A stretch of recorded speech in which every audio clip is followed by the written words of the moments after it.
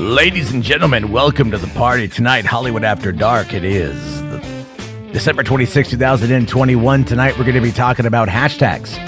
Specifically, boycott Warner Brothers, trending on Twitter today. Actually trending for the last couple days in different key areas, and why it's doomed to fail. As well as many other topics here tonight on Hollywood After Dark, so let's effing go.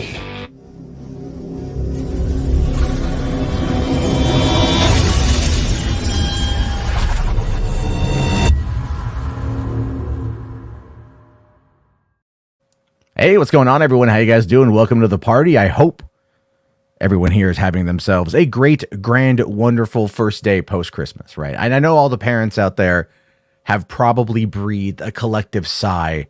Oh, thank God. Thank God it's fucking over. Oh my God, we can go back to normal life now and not have this pressure put upon us. Because let's be fair, it's all pressure these days, right? It's all pressure. Everything coming out of these holidays is pressure. And if you're a parent, oh, the pressure is on to perform, to be that grand, great, loving parent that just leaves nothing but, happy emotions in their and memories in their children's brains. And of course, we do it for the kids.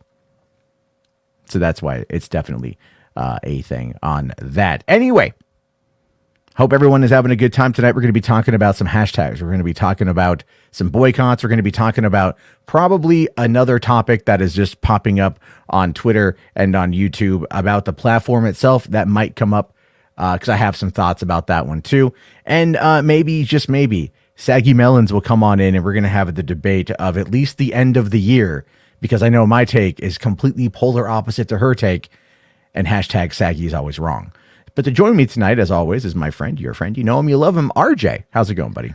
Hey, what's up, Matt? Nothing much. It's been a chaotic couple of days, Christmas and the holidays and all that, but I'm just relaxing and getting ready for Book of Boba Fett, man. Just a couple more days. Oh yeah, I know. A couple more days. I'm excited for it. I can't wait to see what it brings us, with the marketing only showing us the first 15 minutes. Did you see that thing though, when they put out that trailer where they had a woman in it and it made people mad? Who mad? The Phantom Menace or the people who were complaining about the Phantom Menace? Because I saw that too. Where people were like, oh, it's a woman. They're gonna complain about it, even though nobody really was. So I don't know. I don't. Both sides are being stupid. Although It's apparently really weird. That character might be someone from that PS1, that terrible PS1 fighting game, the Star Wars game, like the Battles yeah, of Terra Sakai or something. yeah, right. Well, they've already done one reference to that. I think in Solo they referenced a character who was from that game. Mm. I forget where they've referenced it before, but they have referenced it before. So if they're gonna do it again, it seems about on par for what you might get out of Dave Filoni and Jon Favreau. Yeah, I would not mind those deep cut references and bringing characters over from video games. Next up, hopefully Mara Jade and Kyle Katarn. That'd be nice.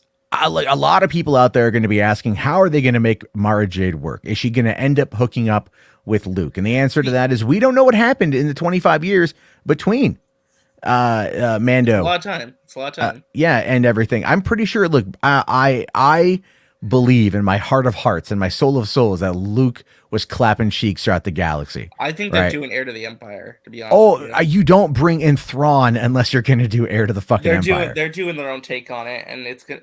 My question is because you don't do it with the original actors, but if they do it like Sebastian Stan, Alden Ehrenreich, Rosario Dawson, I don't know who you'd cast to replace Carrie Fisher, but I feel like the fans would be accepting of a recast if you do get to see that story in some way. I agree. I think Alden Ehrenreich would come back with a lot better fanfare than he did when he was in Solo. Probably better writing and direction as well, because he wouldn't be in a troll production, hopefully. Sure. And I thought, look, again, I am a Solo defender. I went in, I was cautiously optimistic about it because, Last Jedi really messed me up. And I went in, I was optimistic about it. I'm sitting there, I'm watching the movie. And I'm enjoying it. I'm really enjoying the movie. And then it gets to the end with that Darth Maul cameo, and I let out audible noises of joy in the theater. It was cool, but after thinking about it, I was like, why is he working for a criminal organization? It was weird. It was weird the more I thought about it. I mean, obviously, I'm more accepting of it now. Watch Clone Wars. The final Well, season of Clone Wars. They kind of well, explained a little bit of that. which yes, they did. But if you hadn't read that one comic book, remember the final season of Clone Wars came out after Solo, so it was kind of, that whole thing. But Well, look, are they going to retcon certain things? The answer to that is yes. Like they're going to absolutely retcon things here and there. yeah. It's not. It's To be not. honest, It's not a fluid. It's kind of fluid of a storyline. yeah. Well, I was gonna say like I would love to see Mara Jade, but for me, it's always been Kyle Katarn. I mean, those are the video games I grew up with. So if I get Kyle Katarn in live action, it's all I could ever ask for, to be honest. I feel Shadow of the Empire is probably going to do really well. Like I think they're going to do it. And I say that because for one, they definitely want to push the legacy stuff. They want to make the legends bring elements of that over and then update them and adapt them for like this current timeline and I mean and fan service because that was maybe the biggest problem that they had when they started doing this shit back in 2014 when they decided to just kind of like decanonize everything, which was already never canon to begin with, but to make sure 100% that everyone knew that it's not canon.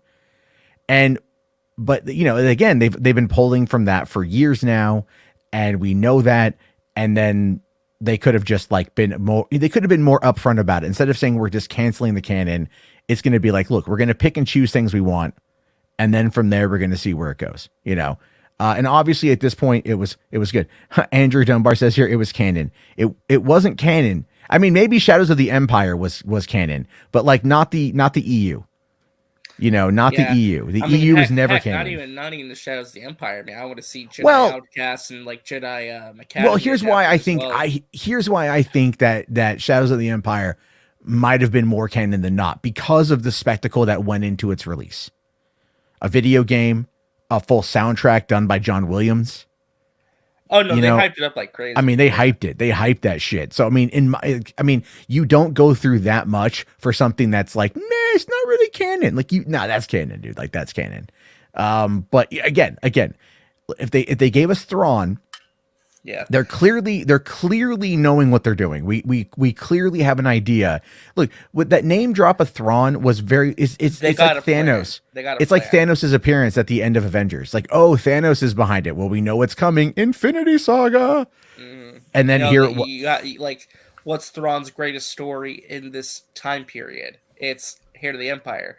What's Thanos' greatest story ever? It's the Infinity Gauntlet. It's like they're synonymous with each other. So it's like you kind of have to.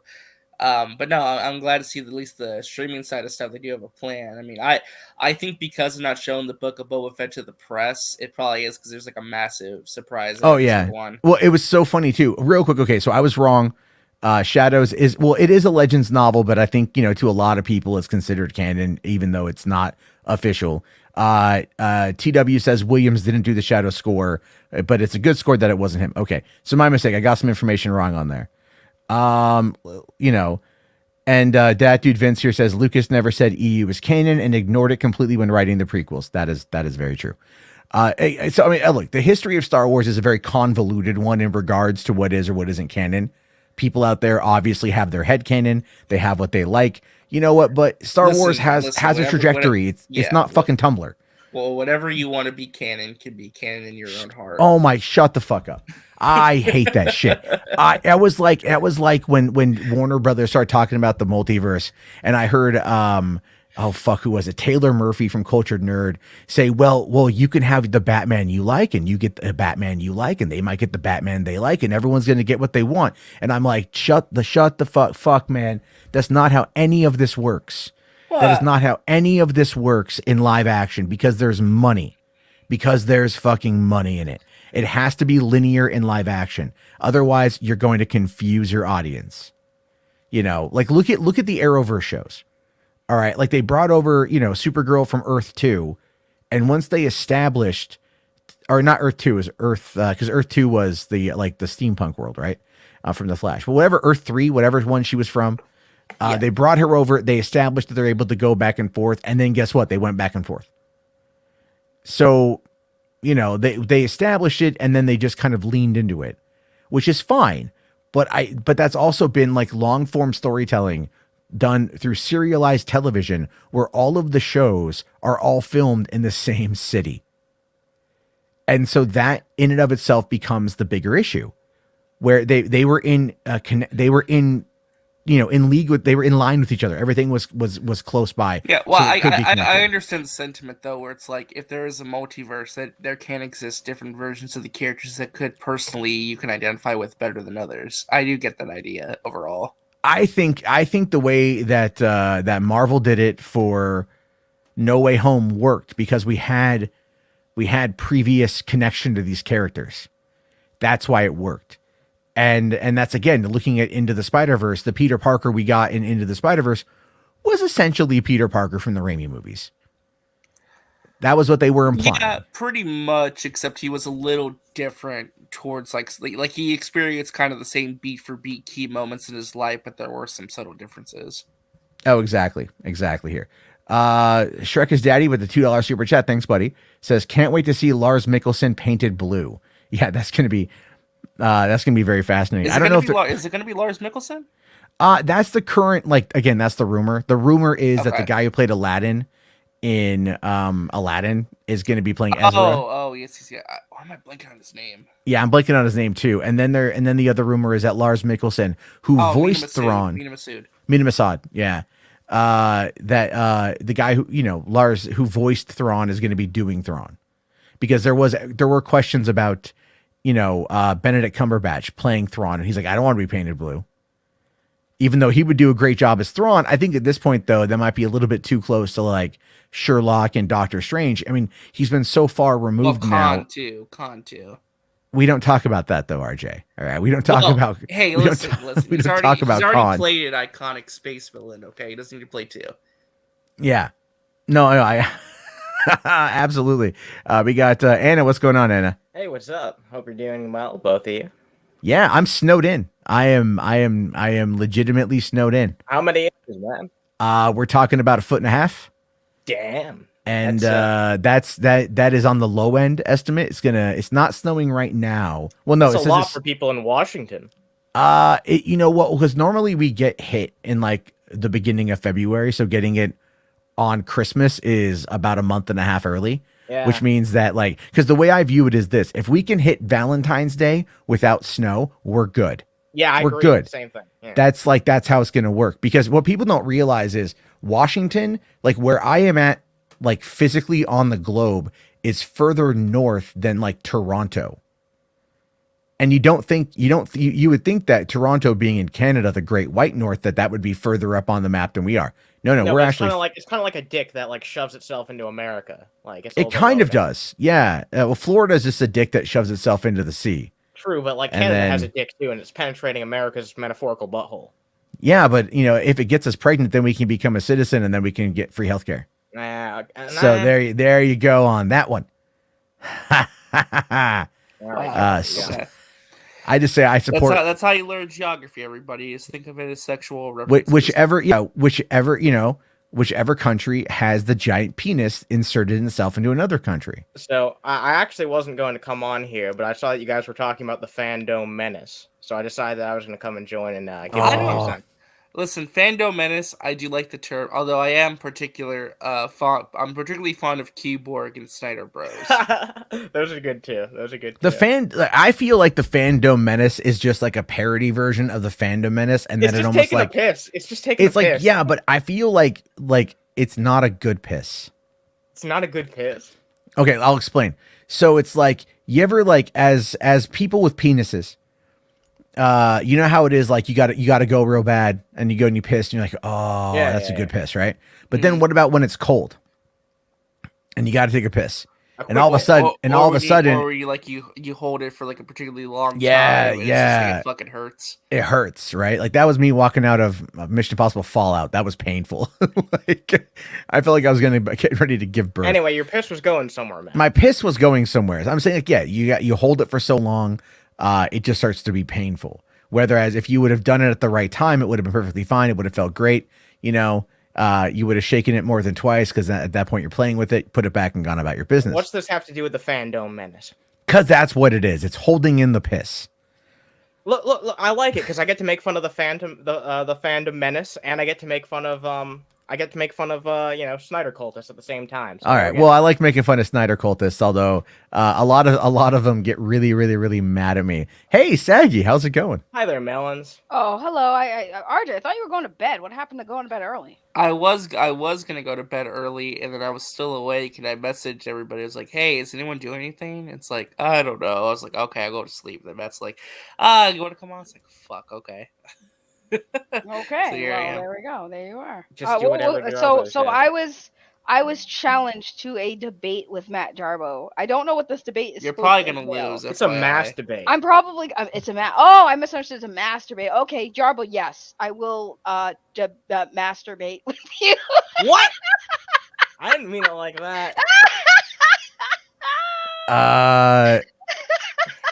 All right. Anyway, Wow, I don't quite know how to respond to that. Like, 16 minutes in and the dirty. I would have. jokes I back. mean, yeah. If this was like 15 years ago, totally different conversation. I came in here and Um, immediately made like a butthole joke. So And we were talking about penises anyway, like right after that. So it's been an average episode of Hollywood After Dark at this point. Yeah. So I was on cue then.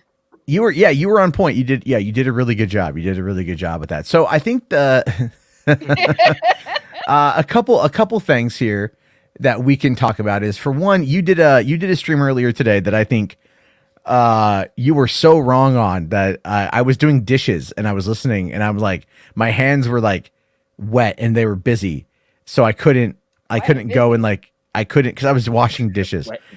And I was like wanting to just yell into my phone. I was gonna tell you to let me on your. I was gonna yell at you about that. Oh, wow. We'll get to that debate, but I wanted to touch on first. Do you think, have you been following this this boycott Warner Brothers debate?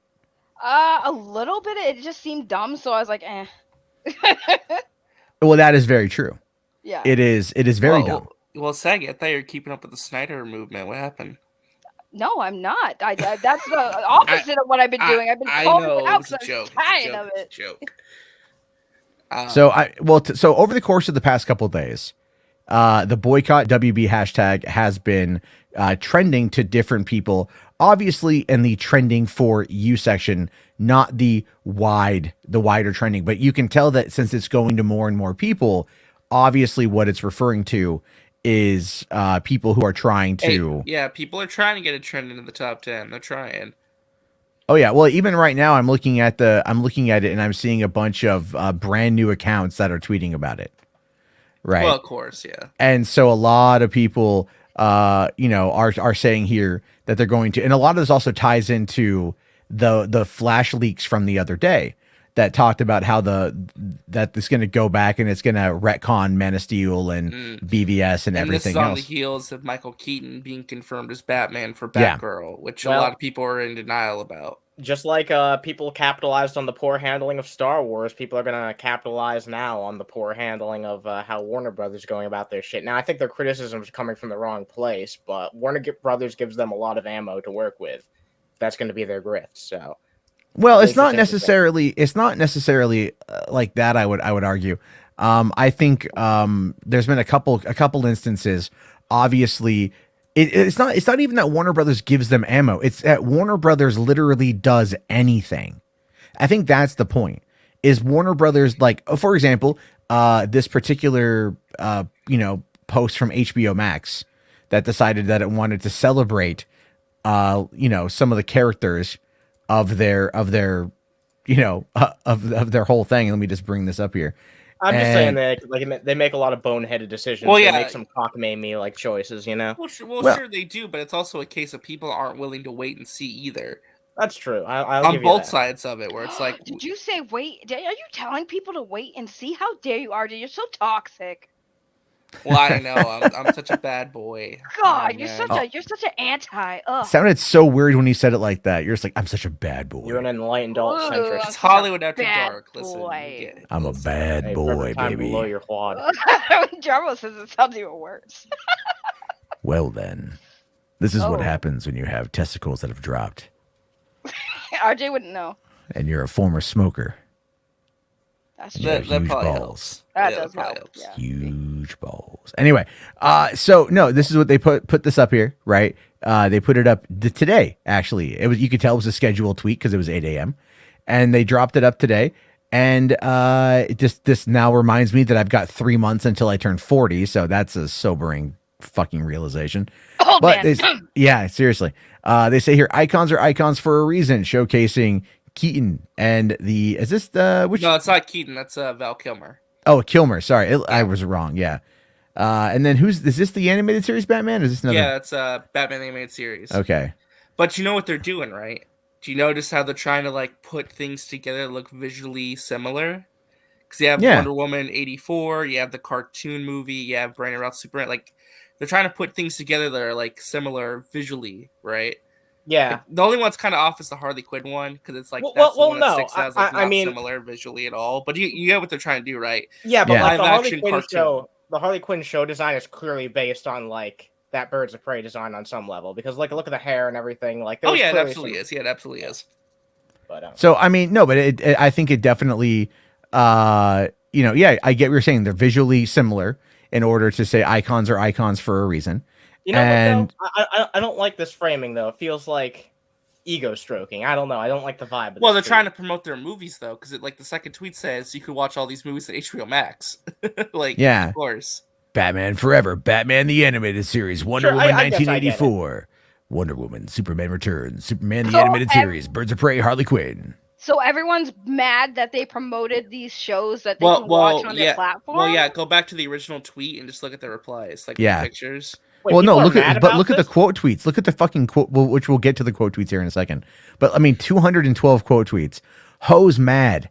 All right, like Ho's mad at this. Want to know why they're mad? Because they didn't use Henry Cavill or Ben Affleck in the post. That's the only reason people are mad. Yeah, that's probably true. Well, wait, is there a single DCEU thing in there? There was Wonder Woman, right? Wonder Woman 1984, which 1984, and Birds of Prey, which some people do view both of those as Elseworld productions. So yeah, those don't really fit the DCEU vibe. But... Well, Birds of Prey more so than Wonder Woman 1984. Sure, yeah, I'll give you. And apparently, I talk about Wonder Woman 1984 too much, as I was told by a human wet blanket last night. Can I just say I love that immediately you can see this tweet includes a word you muted, and I'm guessing it's probably Snyderverse or something.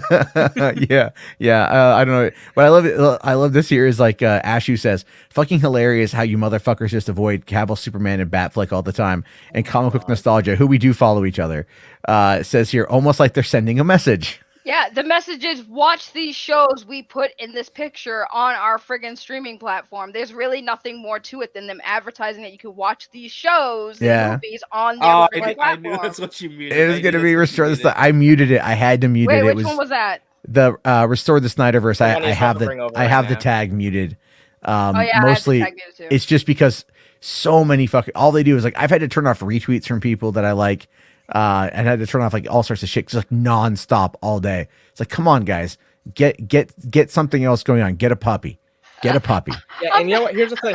Let's be clear. It's not like they never fucking acknowledge Batfleck or Henry Cavill Superman. They still do. They've had videos and other stuff promoting those. Yes, they have. Imagine how dumb people should feel when they see that first post and then they don't click on to read exactly the second post where HBO Max literally says this show, and this show that we literally put in the first post is what we are streaming now that you can watch, and what the main point of that post was. That's all it is. Yeah. It's marketing. Like we are legends. We are icons. We are icons. What is this very blurry ham-fisted? I know.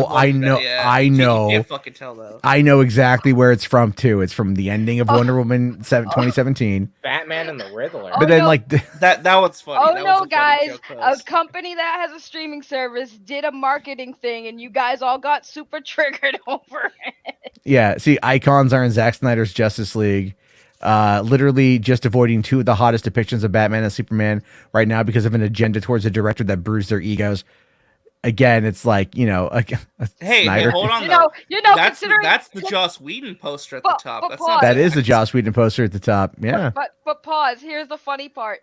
Didn't everybody watch the Justice League Snyder cut on HBO Max? They did. Yeah, the Snyderverse. Stop ignoring DC's biggest movies. I'm scared to look at the quote tweets because I feel like it's gonna be. Let's dive. Okay, hold on. Here's another word that I muted.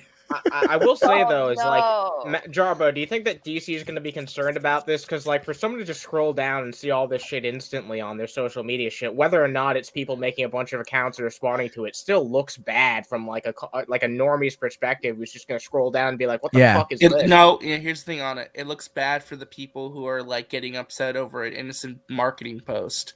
It doesn't make the company look as bad as you might think. I think it just makes the fans look. That's the whole goddamn point. That's the whole goddamn point. Now, again, I don't know if this is Mercury. It's not. As I always say, every time you can DM me on Twitter, I'm not blocked by you, and I'll send you a link, and you can come the fuck on in, and you can explain. If I'm not listening, then I am offering you up the invite right now, a respectful conversation to actually have that discussion. So that's the reality of it. Wait, hold on. Actually, that Shane guy brings up a great point. His comments on point where he says, "I'm confused. This whole post is to advertise these movies and TV shows come on the platform. So why are people getting mad that Henry and Ben aren't here when they are in any of these? Why would they be in a post about movies and TV shows they are in?" Which is a very fair question. Somebody gets it. Wee, Shane. I just want to see what the reply is to that. Yeah. I love K Dot too. K Dot's comment was hilarious. I love K Dot. Let's see. Okay, so he says here, if you followed along, this is what the golf fan said back. If you followed along for the past several years, they constantly leave him out of any promotional stuff. They don't acknowledge him as Superman any longer. Hence why we never got a proper sequel. Oh my god! Go on the fucking Superman Facebook page right now. I'll go bring it up myself. Or go on the HBO Max DC Hub. They have Henry Cavill front and center. Right there, these people's brains are so. One second. Can you? If I share my screen, Jarbo? Yeah. It's fine, man. Right, it's fine. Just let me know when you're gonna have it up. So thick, bro. This is crazy. Well, that's kind of the whole point with it, though. Is that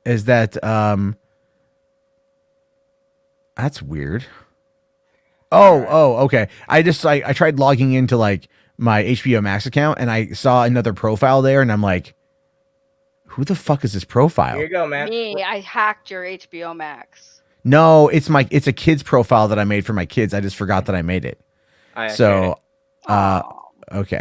All right, let's see. So there it is, right when you fucking go on the Facebook page. His fucking face right front and center. And it's the verified Superman account. This is it. And I'm pretty sure if you go to the Batman page, it'll be Ben Affleck there. Oh yeah, the Batman. I can actually look up the Twitter page right now. Yep. But Anna, you can't bring facts and logic and show proof to people. Well, it's there right now, and they're literally trying to say it's trying to be erased. Yeah, look at this. Banner? Look at this. No, you're lying, Anna. Hey, guess what date that banner was updated? Who's that? Who's that right there? Who's this? Oh, Ben Affleck, front and center. Not even Robert Pattinson's off to the side. Yeah, Robert Pattinson's there. So this is after the Batman came out, and they're still putting Ben Affleck front and center. Look, I don't want to sound like it's still alive or anything like that, because they're going to turn into that. But like, they're still acknowledging like the run of this character. Of course, they don't acknowledge those characters. People on Twitter say they don't acknowledge them. I'm inclined to believe random people on Twitter who just watch movies and don't actually make them. I'm going to believe them over you, Anna. Okay. Yeah. Hashtag the fandom menace. Hashtag everybody on the internet's full of caca. Whoa. Oh my god, did I forget my password? Oh shit. Why are you really trying to I opened up an incognito. No, I'm trying to log back out into my oh fuck it, I'll deal with it later. I'm trying to log back. I was gonna look at the HBO Max DC hub to see what was there, and then I can't remember the pin that I used to create the kid profile. So in order to log out of the kid profile, I have to have the pin, and my pin isn't working. So that's we've already debunked the idea that they don't acknowledge these characters though. Like that's like front and center. Like Facebook's one of the biggest social media websites ever. They would prioritize that shit, and they update the banners fairly regularly. Hasn't been updated in a while, but they were still updated last year. Bro, can I just? I don't think that's actually Mercury, because I don't think Mercury would be. Yeah, no, that Mercury would not does not have a YouTube account. Right. Yeah. Mercury wouldn't be that dumb to be like, I'm not scared to talk to trolls, but I'm cool enough to sit here and listen to the people I think are trolls. But okay. Yeah. So here are the quote tweets for this. Marley talking about Raven. Okay. Hey, that's fine. I want to see Raven in live action too. Yeah, me too. And then Ahsoka says they really hate Henry. Complete with is this Sue Storm? Abby? Yes. Hey, that's fine. That's Natalie Dormer as Sue Storm, I believe. Oh, okay. There's been a couple like that, right? Tyron here says, I fucking hate Harley Quinn. And then Okay. Harley That's a- Quinn says, You're right. Wow, then Harley Quinn says. Yeah, that's great. All right. hilarious. Sometimes this website is for free. That's great. Yeah. Gal Gadot is not an icon. She's a Zionist slag. Don't say that. Don't What? say that. That's What? like a bad Zionist? thing. No. The thing after that. Don't say that. Slag? I think that's like. What is that? Oh no, that's a British term for whore. Yeah. Or cunt or something. I don't quite know. See, Felipe's on point though. That's what I found most interesting. That DC markets itself as like a 4-character brand with Harley Quinn. Yeah. Felipe's on point with that post. That's true. You're right. That's a really good point, actually. The Sal Magician here says a comment section for this is so fucking annoying. That is very true. The disrespect towards Affleck and Cavill, as we just proved, there's not. And then of course someone here. Oh, someone tried doing their own version. Someone tried doing their own thing. All right, and yeah, those are cool. You know, like those are nice. You know, sure. I mean, yeah, whatever. all right. That's pretty cool. I can't. Yeah, I'm not I gonna like. lie, that is a better Harley Quinn comparison. So Well, I the guess thing is though, Margot Robbie hates that depiction, and you know, so the reason why we're never going to get the Ayer cut, I should say not for a while at least, is Oh, boy. probably because of Margot Robbie. I'm not even kidding you. Like she's a producer for the character now, so she kind of helps with the character. That's what she like. It's like with the success of Wonder Woman 2017, Patty Jenkins was able to leverage that into full control for 84, which was a gigantic mistake. And then Margot Robbie did the same thing for coming off of the success of the Suicide Squad from 2016. She used that as a way to leverage for more control of the character, and that's why we got Birds of Prey. That's So kind she- of ironic that that'll lead to it not being released fully. But what I mean by that is like they're probably they don't want to make Margot Robbie mad because she brings money into the studio. David Ayer is a good director, but he's not like necessarily like he'll go into other studios. It's not just Warner Brothers that he works with. He still has a good working relationship with them, which is probably why he's teasing it but not making heavy pushes for it anymore.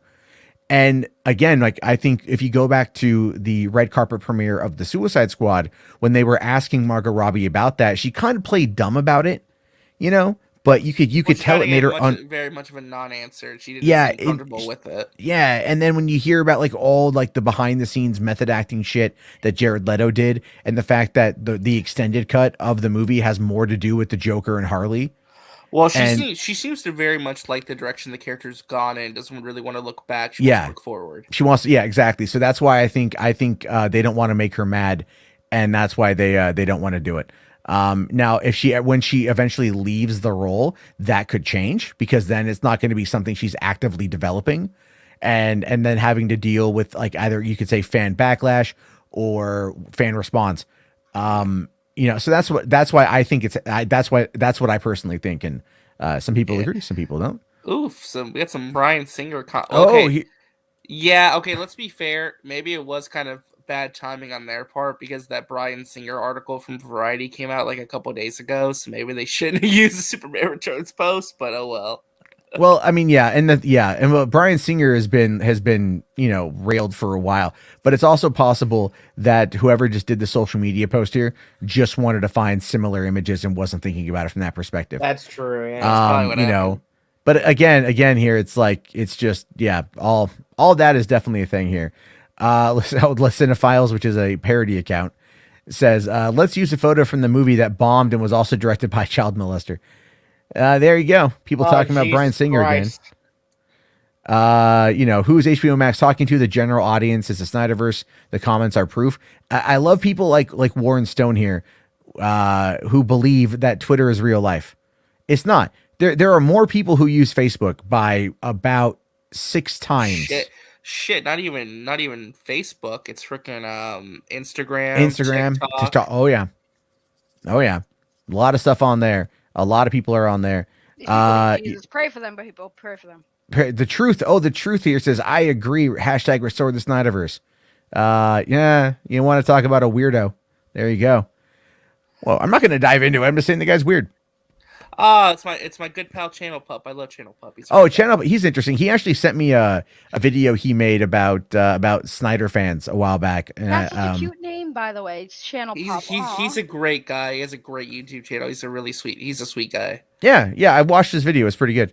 It says here the amount of parallels they could have so easily made with Cavill, Superman, and Affleck's Batman. The Snyder loathing is real. I don't know if it's necessarily Snyder loathing. It's showing just different iterations with the characters. It's like they could have used Christopher Reeves instead of Brandon Routh because Brandon Routh Superman was a Is notoriously. Christopher Yeah, but people still would have. Oh, that's very true. Yeah. Here's the thing, though. The point of the post was to promote that these titles were coming to their streaming platform. Yeah, it's to say you can stream all these different kinds of movies and shows. Nothing more, nothing less. It has nothing to do with the Snyder Cut. It was literally just a promotion to let people know who have their services or want their service that if you like these titles, you can now watch them on our streaming service. That is it. Everybody making this about Snyder, Cavill, all this crap. It's bullshit. It's a reach. It's deep reaching, and that's the thing that pisses me off. It needs to stop. Like, people can't just advertise anything DC anymore because people always want to make it about Zack Snyder's cut, and then people wonder why people are checked out. Well, Matt, I was gonna say, I have my screen pulled up where they're actually using the hashtag boycott Warner Brothers. This post made me laugh. These mofos really telling us Brandon Routh is iconic as Superman, not Henry Cavill. It is so important that people hashtag boycott WB until it's managed by people who are incompetent. Yeah. This guy actually has me blocked, by the way. I did come across that particular tweet, but I was blocked. I had to bring it up in another. So You're going to be holding your breath a long time if you want let me WB. let me look at the hashtag. Let's just see. Let's just go down the rabbit hole. There's me right there. Rest in peace. Hey, No. RJ, be fucking careful that we don't see any porn or anything. You never know what could happen on Twitter, man. There could be some fucking boycott WB porno. You know what? Here's the thing. If it happens, I'll just remove it before the stream. After the stream ends. Yeah, Jarbo. Yeah, whatever. No, I had to. Hey, I've had to remove a lot of stuff before. Now, this image I thought was kind of cool, right? The four Batmen, all like swinging into Gotham. Oh yeah. You know, that's never gonna happen. It's never gonna happen. It's never gonna happen. But look, it's one of those things where that would be kind of cool to see, like in maybe an animated feature. Like I'd be okay with that. Yeah, absolutely. But would they even at the be same able to get time, them to voice back them though? Question for the chat. Okay, question for the chat. Type 1 in the chat if you are going to go see the new Flash movie. Because I guarantee you, my point of this is a better question would be to ask if they're going to see the new Batman movie. Right? Are you going to see the new Batman movie or the new Flash? Is anyone planning on seeing any DC movie that's coming out soon? Okay, because here's the thing. My point of saying this is all of these people who are saying boycott are going to still go see the movies. What? Hey, you know what? Oh yeah. It's that whole Eric Andre meme. What is this? Like they're saying that Warner Brothers killed DC and they're blaming Zack Snyder? Yeah. That was actually, that meme was around when the Snyder Cut came out and everyone wanted it to be restored. I dare say that your meme is poorly crafted. It would be. That's a very poorly crafted meme. You can tell whoever the fuck did that just grabbed like a PNG off of Google and like tried to do a background removal. Yeah. Hey, there you go. Trending in entertainment. I mean, trending in entertainment, and it's not. And this was from a couple days ago. This is from 3 days ago. WB. So obviously, this has been happening. The thing is, when I bring it up like this, boycott Warner Brothers is one of those ones that you can tell the tag is starting to build up momentum because it's been trending for different people in different days. That's the thing, is a lot of people are really upset about this. There's also the other hashtag right here, FWB. Oh yeah. You can say fuck, dude. Right, but all these people are saying it, and they're gonna go see the new Batman movie. So look at that, matter. 89 retweets, 8 quote tweets. You know, and they're just like, again, what makes you think that acting like petulant children is going to get the parent company to go, you know what we gotta do, you guys? We gotta like. Well, yeah, saying stuff like "fuck Warner Brothers." Fuck yeah. Well, you know what, Jarvo? All those people use the hashtag this week. You know what they're gonna say to you, Jarvo, right? The fucking Snyder Cut happened. Look at this post.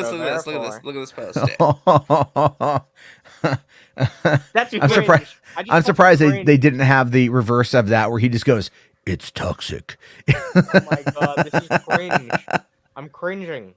There's actually a really great karaoke bar Time they start right to taking the fans left. and consumers seriously. Hashtag restore the No, Schneider. I'm not even like from where Steppenwolf is standing right there. There's actually a great karaoke bar about 200 feet to the left, right there. Maybe that's where Steppenwolf's heading. Maybe. I've had a lot of fun at that he's going to karaoke bar. bar. It's a good karaoke bar. There's he's actually a going- Chevron he's gonna- station right to the right too. He's So, gonna go there and sing but it's dude, the these end posts of are the just so world. Oh, I know. cringe. Yeah, because this is it's like I said, it's just these boycotts don't work unless a majority of people are doing it. But again, these are people who are claiming that they're going to boycott something, but they're still going to watch the movie. You gotta admit, Jarbo, that's pretty good. Oh no, that's why I totally stole it and threw it on the thumbnail. Jarbo, Did you you- gotta admit, like, that's pretty fucking clever, man. I did. I stole it and I put it on the thumbnail. What are those black bars in between them, Jarbo? His I bad, just- his I bad didn't- attempt at Those removing black it. vibes. I didn't. I only had. I was already running behind, and I didn't have time to make it better. I might Yeah. go back in and fix it after the stream. All right. But so I mean, as we can tell, as we're laughing about this, this is again. These are just people that they want. You know, look at this here. Oh, by the way, didn't I say that if you want to hashtag stand with Ray Fisher, that you would need to cancel your HBO Max subscription? And this was about 9 months before the fucking movie came out, and no one did it, right? And no one did it because at the end of the day, this is a hot fucking take, and I'll stand by it. But at the end of the day, what we have learned is that these people do not care about actual real world situations. They don't care about on-set harassment. They don't care about executives over abusing their privilege, and they certainly don't care that much now about the death of a 17-year-old girl. They don't care full stop. They don't. They That's why don't, and it's like, and I'm not trying to invoke Autumn's name as anything here. What I mean by that is like that was a big reason for it, to give Zach the catharsis that he needed to finish, to get that out, to get that That's done, why to move I on with his supported life. the movement. Yeah, exactly. And ever since the movie come out, we're not hearing anything about Autumn. Have you noticed the AFSP drives have gone down? There haven't really been any mass I didn't personally see any this holiday season any charitable drives going on for AFSP, as last year you had Deck the Halls of Justice that was put on by Nicotina. No shade to Nicotina either, by the way. I do like Andre quite a bit. I'm just saying, it's like last year there was a whole bunch of goodwill, there was a whole bunch of movement happening, there was a bunch of events that put the donations over $1 million, and this year it feels like there hasn't been shit. At least following the release of the movie. Here's what it boils down to for me. If you need an incentive to being a charitable person, then you're not actually a charitable person. You're just someone who wants an exchange disguised as charity. Well, that's the whole thing too. It's like, do you actually care about the people involved in making these movies, which is what you kind of position your movement around in Or the the first people place, you're helping. or do you just care about getting the movies made? Because it can't be both. Exactly. Oh, it's almost kind of like I wasn't saying that earlier. Well, you know what, Melons? We didn't hear you just because I don't know. Clearly, I haven't been saying that for the past few weeks, basically calling people out on their bullshit and actually just using this movement for their own personal gain and because of things that they want and not actually for the right reasons. Not like me and Jarbo haven't been saying that or calling that out for a while either, but you know, whatever. We're the bad people. You know what, And again, it's not that people out there think that I'm like anti-Snyder or that I'm just a troll. I'm not. I'm a big fan. I will always be a big fan. I do have criticisms with how he has conducted himself in regards to all of this, because I felt that sometimes it's a little bit leading in regards to certain things. But I'm excited to see where things go, and I really wish him the best of luck over at Netflix.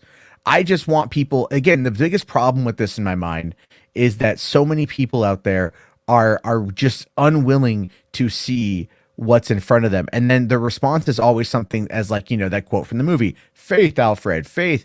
And you're like, look, guys, there's a lot of other stuff going on with entertainment, whether, and it's not just this cape shit. For example, you've got like The Witcher over on Netflix, which season 2 is really good. I'm not done with it yet. You've got The Wheel of Time and Amazon, again, another fantastic show. You've got stuff going on at Paramount Plus. You've got stuff going on Disney Plus. You got Book of Boba Fett coming out in a couple days. There are a lot of other good properties that are going on right now, and the massive obsessive nature that we have over this, that we see over this, is becoming a bit too much. Now, and I'll fully admit that there could be an argument made for my coverage of it being also obsessive, but it is also in essence what I see put in front of me. And that is how I view stuff. I look to see what's being shared around, what's being talked about, and what's being sent my way. And that does influence my takes on things. It does influence how I view things. And again, the boycott WB hashtag was recommended for me in trending. But as we've seen for the last couple of days, it's been doing it with other people as well, which means Twitter, it showed up for me too. Twitter is very much getting ready to launch that again, just like when the Restore the Snyderverse is always trending, or Zack Snyder's Justice League or Release the Snyder Cut was trending all the time. I don't think, people out there are passionate, but it's like I feel like they're just setting themselves up for massive disappointment. Reynaldo here with the question. Says here, do you think Zach should stop posting DC stuff? It won't stop this people, but it might help. I think it would help after a while. But fourth here says, LOL, says the guy who only talks about Marvel and Star Wars. I talk about a litany of other topics, dude. But generally speaking, right now, this is the stuff that's being made. This is the stuff that is being... It's also the stuff that has the most potential conversations to build upon. So what people are most interested in engaging with. I mean, we just had like one of the biggest movies of all time just released like a week ago. It's Spider-Man No Way Home. It's a Marvel movie. Yeah, with Hawkeye tying into that with the rebirth of the Daredevil series. That was massive. That was massive for fans. You've got new Star Wars content coming out just in a couple days. There's going to be more stuff coming early next year, more movies coming out, more properties coming out, things along those lines, things to watch. This is something that does not have a continuation, and it's been almost a fucking year. It's been 9 months since the movie came out. Well, we've also been so dry on DC content too, which hasn't helped. And we had one movie. We had one, just real quick, we had one movie, The Suicide Squad, and the only conversation piece was, well, we're getting a Peacemaker show. Okay. Like, there was Titans. There was Titans and Doom Patrol, and I feel like Doom Patrol did okay in regards to the conversation, but it certainly died out real fucking quick. Yeah, well, I heard this season wasn't as good compared to the other ones. It's probably I will say, to answer that question, I don't necessarily think that Zach needs to stop making any DC posts or tweets. I think that I know what he's doing. I think a lot of us can kind of see what he's doing. I don't think it's necessarily bad. I think he does want to be part of these projects, and he does want to hint to people that, he still is interested. I don't necessarily think that he is the necessary problem. I think that the problem is that, fans are really, really looking for anything to talk about Zack Snyder's cut and the Snyderverse. And I think that they're the problem at the core of it. I don't think it's Zach. I think Zach really does want to do that, and he does care enough about his fans where he wants to tease them. He wants to be like, yeah, I know, guys, I hear you. Trust me, I do. I want to do this, and I'll just give you teases here and there. Maybe there's something that works in the future. But I don't blame him. I agree, but like I also think in regards to both Zack Snyder and WB, in regards to like any problems with the fandom, to some extent, you reap what you sow. Like, you need to work on building a healthy fandom, a healthy group and community of people. And there's only so much that you can do when you're working with a franchise as big as fucking DC Comics. But if it's gotten to this point, if there's so much disconnect between the people actually involved and engaged on Twitter and like their social media, I don't know what else to blame. Well, again, Zach he's already said numerous times on numerous occasions that he's not about the hate. He doesn't condone it. But Zach cannot be responsible solely for the actions of people outside of his control. No, I agree with that. And I think that if he said it, the right people who listened and really took to his word and have stopped being that type of way. It's all the other people who, like I said, like RJ said, are you actually fans of this man? Or is it just you want what you want? Because that, in my opinion, which is fine, by the way. It's fine to want entertainment. There's nothing wrong with that. Just be transparent about what you actually want from this. Exactly. And that's just okay. Like, I don't give a We're crap never gonna about get Zack that mask Snyder. off moment, though. Because I don't care about Zack Snyder and his personal life, blah, blah, blah. I just want him to make the movies. Just say it. So I'll tell you guys this, though. When it comes to, let's say, the people on Twitter and on YouTube that are big parts of the movement that have done a lot with the charitable stuff and like the events and everything else, you can kind of tell to a lot of them, like, they're never going to say that it's over, but they have definitely shifted away from as like pushy as they were about it, right? For example, which is fine. And I say this with love, but I mean, look at Film Junkie, look at Dave Pena. He goes, "Hey, listen, I'd be fine with it being a graphic novel," and he got his head bitten off. Oh yeah, people gave him so much shit and said, Yeah. "Oh, this guy was never a true fan." Yeah, I mean, and that's exactly what Zod Rider does when Zod Rider, has to come out live from the couch bullshit and say that you're not a fan, and then attack people for hours and hours and hours. All I'm saying that no, the reason why I bring that up is because Zod said to me on Twitter that I don't attack anyone in my live streams, and I'm all like, come on, you accuse people of being fake fans. And you accuse people, you let other panelists accuse people of shit, and that doesn't really fucking fly. Like, own up responsibility for the shit that happens on your fucking live streams. If someone's being a dick, I'll try to shut it down, but otherwise speak your fucking piece. I don't necessarily Well, I was care. going to mention earlier, I feel like what kind of didn't help matters is that for the most part, 2021 was Marvel's year. DC kind of had sparing content, right? You had the Snyder Cut and the Suicide Squad theatrically. Next year is going to be a great year for DC because you have so many movies coming out. The only one I see really being a point of contention and divisiveness will be the Flash movie. That's not to the end of the year. So I feel like the conversations revolved around Snyderverse so much because there really wasn't anything else except for Suicide Squad. Had there been some other stuff that was a little bit stronger or had more hype around it, like another movie or something, maybe that would have helped. But like I said, I think next year is going to be like the conversation will be different because we have different stuff coming out. Honestly, RJ, ever since the Snyder Cut stuff happened, it's going to be a long time. People are going to milk this because if the Snyder Cut stuff didn't happen, this would not be a conversation. People would be fine moving forward and stuff. But if Zack made the film the first time and it was fine and he decided to move on, right? He decided, okay, that was it. That was my last one. I want to work on the Army of the Dead stuff. I want to work on this Rebel Moon thing. I want to work on these other projects. Nobody would care. Everybody would be fine. But because the Zack Snyder stuff happened and so many people blew up from it, now people feel like they're part of a movement, they're part of something. It's going to be a conversation for a very long time until people finally realize, okay, it's been 2 years now, guys.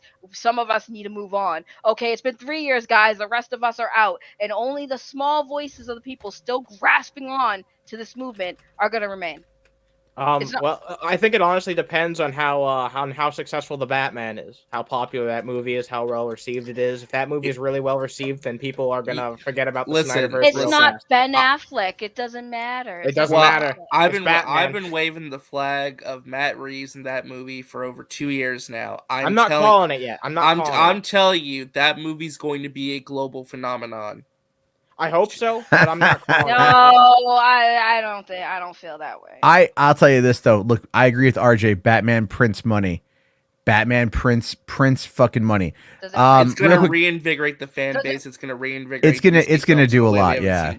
Is it gonna give us those bat credit cards that we saw in that one movie? It's gonna create its own bat bank.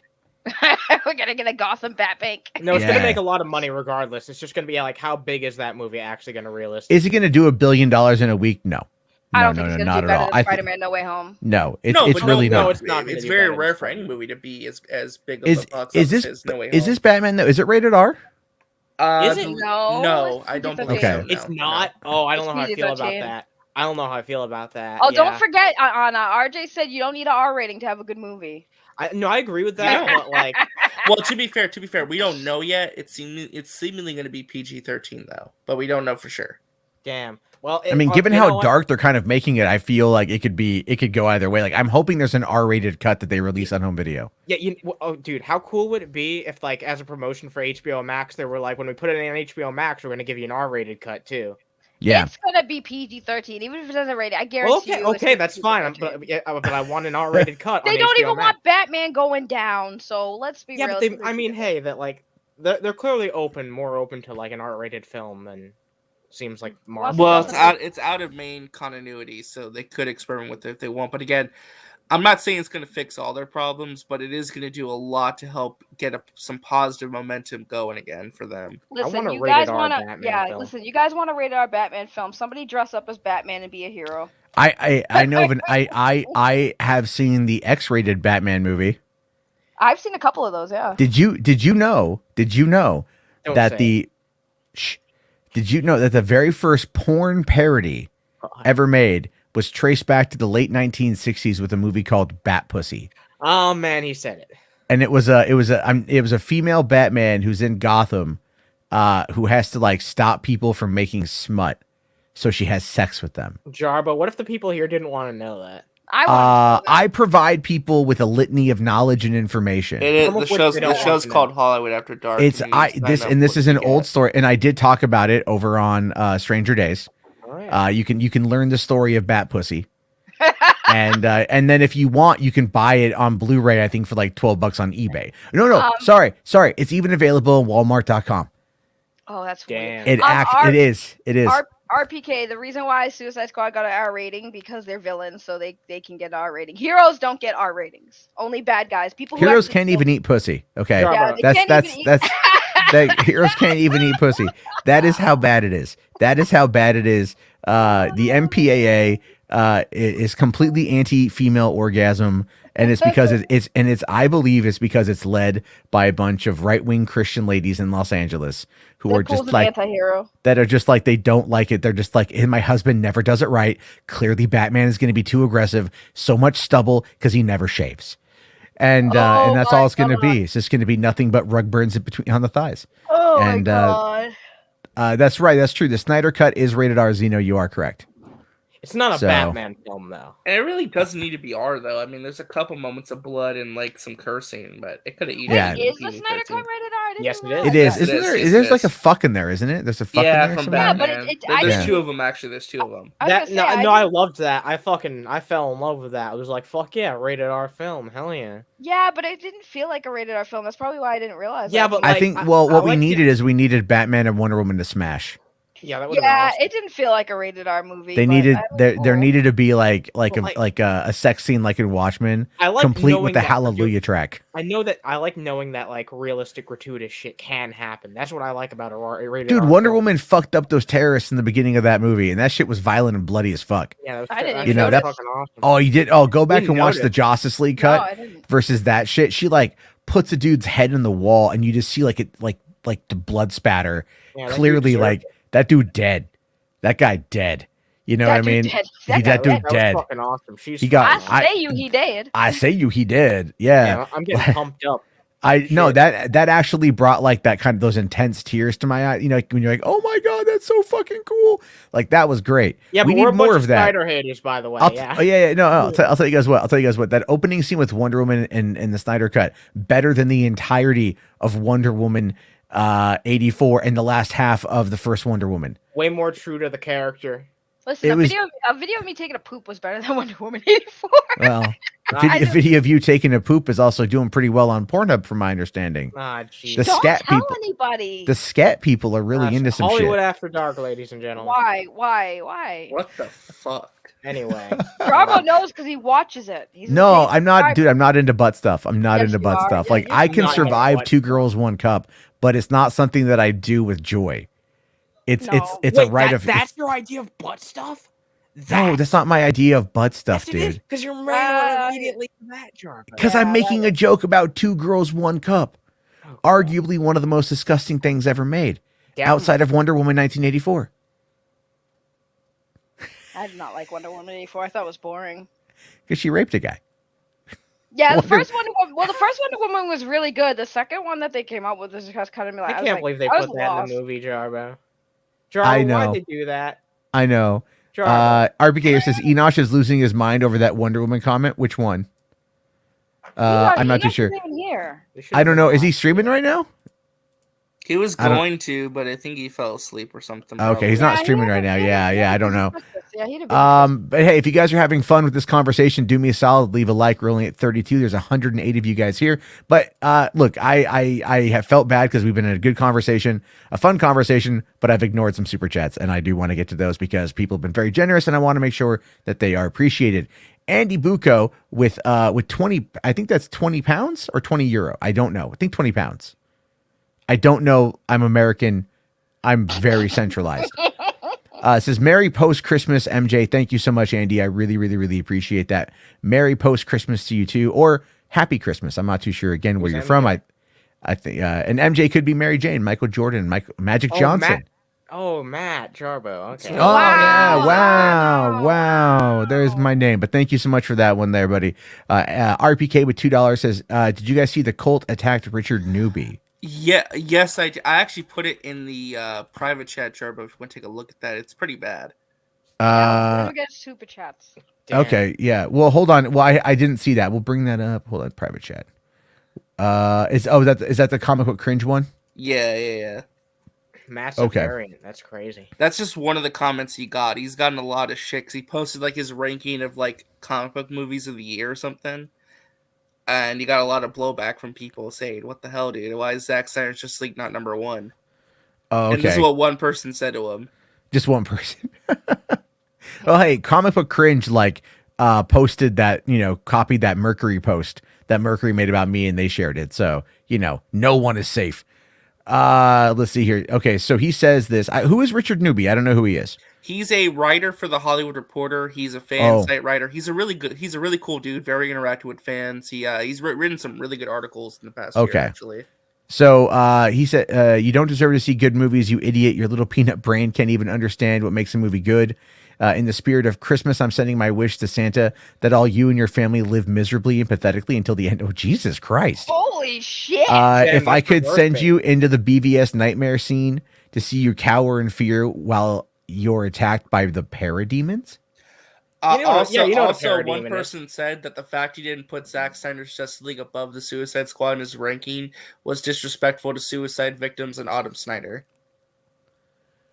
Yeah, that's how fucking bad these people are. These people need to be locked in a basement until they get their heads right. Like, I'm sorry, that's friggin' wild. Look, this is a very unhealthy obsession with Toby. With the toxic, the people are toxic in the Snyder Cut movement. Have you guys here's the thing with that, right? We could probably get this Kyle Barton guy on a little bit of racism. It says here, your little peanut brain. There has been a long-standing belief amongst far-right individuals that people of color, especially African people of color, have small brains. That their craniums are smaller. They've made it's not true, obviously, but there have been people out there who've been trying to make that belief, and so I mean, never heard that. You've never heard? Life. Oh my God, you do? Yeah, no, you don't roll in the same shitty circles I do. Clearly, because I've never heard that. I heard that. No one believes it, but there are people on the right that do, on the far fringe right that do, and so I don't know if that. I don't know. That just popped in my head. Hey, what's going on, Caden? What's up? Not too much. All right, so time to end the stream. I'm just kidding. Hi, Caden. All right, let's go on. $10 from William Powell, man. Thank you so much, William. Really appreciate this.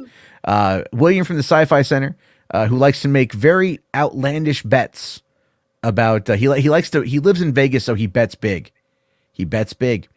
Thank you, William. Says it's not the hashtaggers DC Films should be worried about. It's the general audience that have better options on their menu in contrast to the confusing mess that has been DC for too long.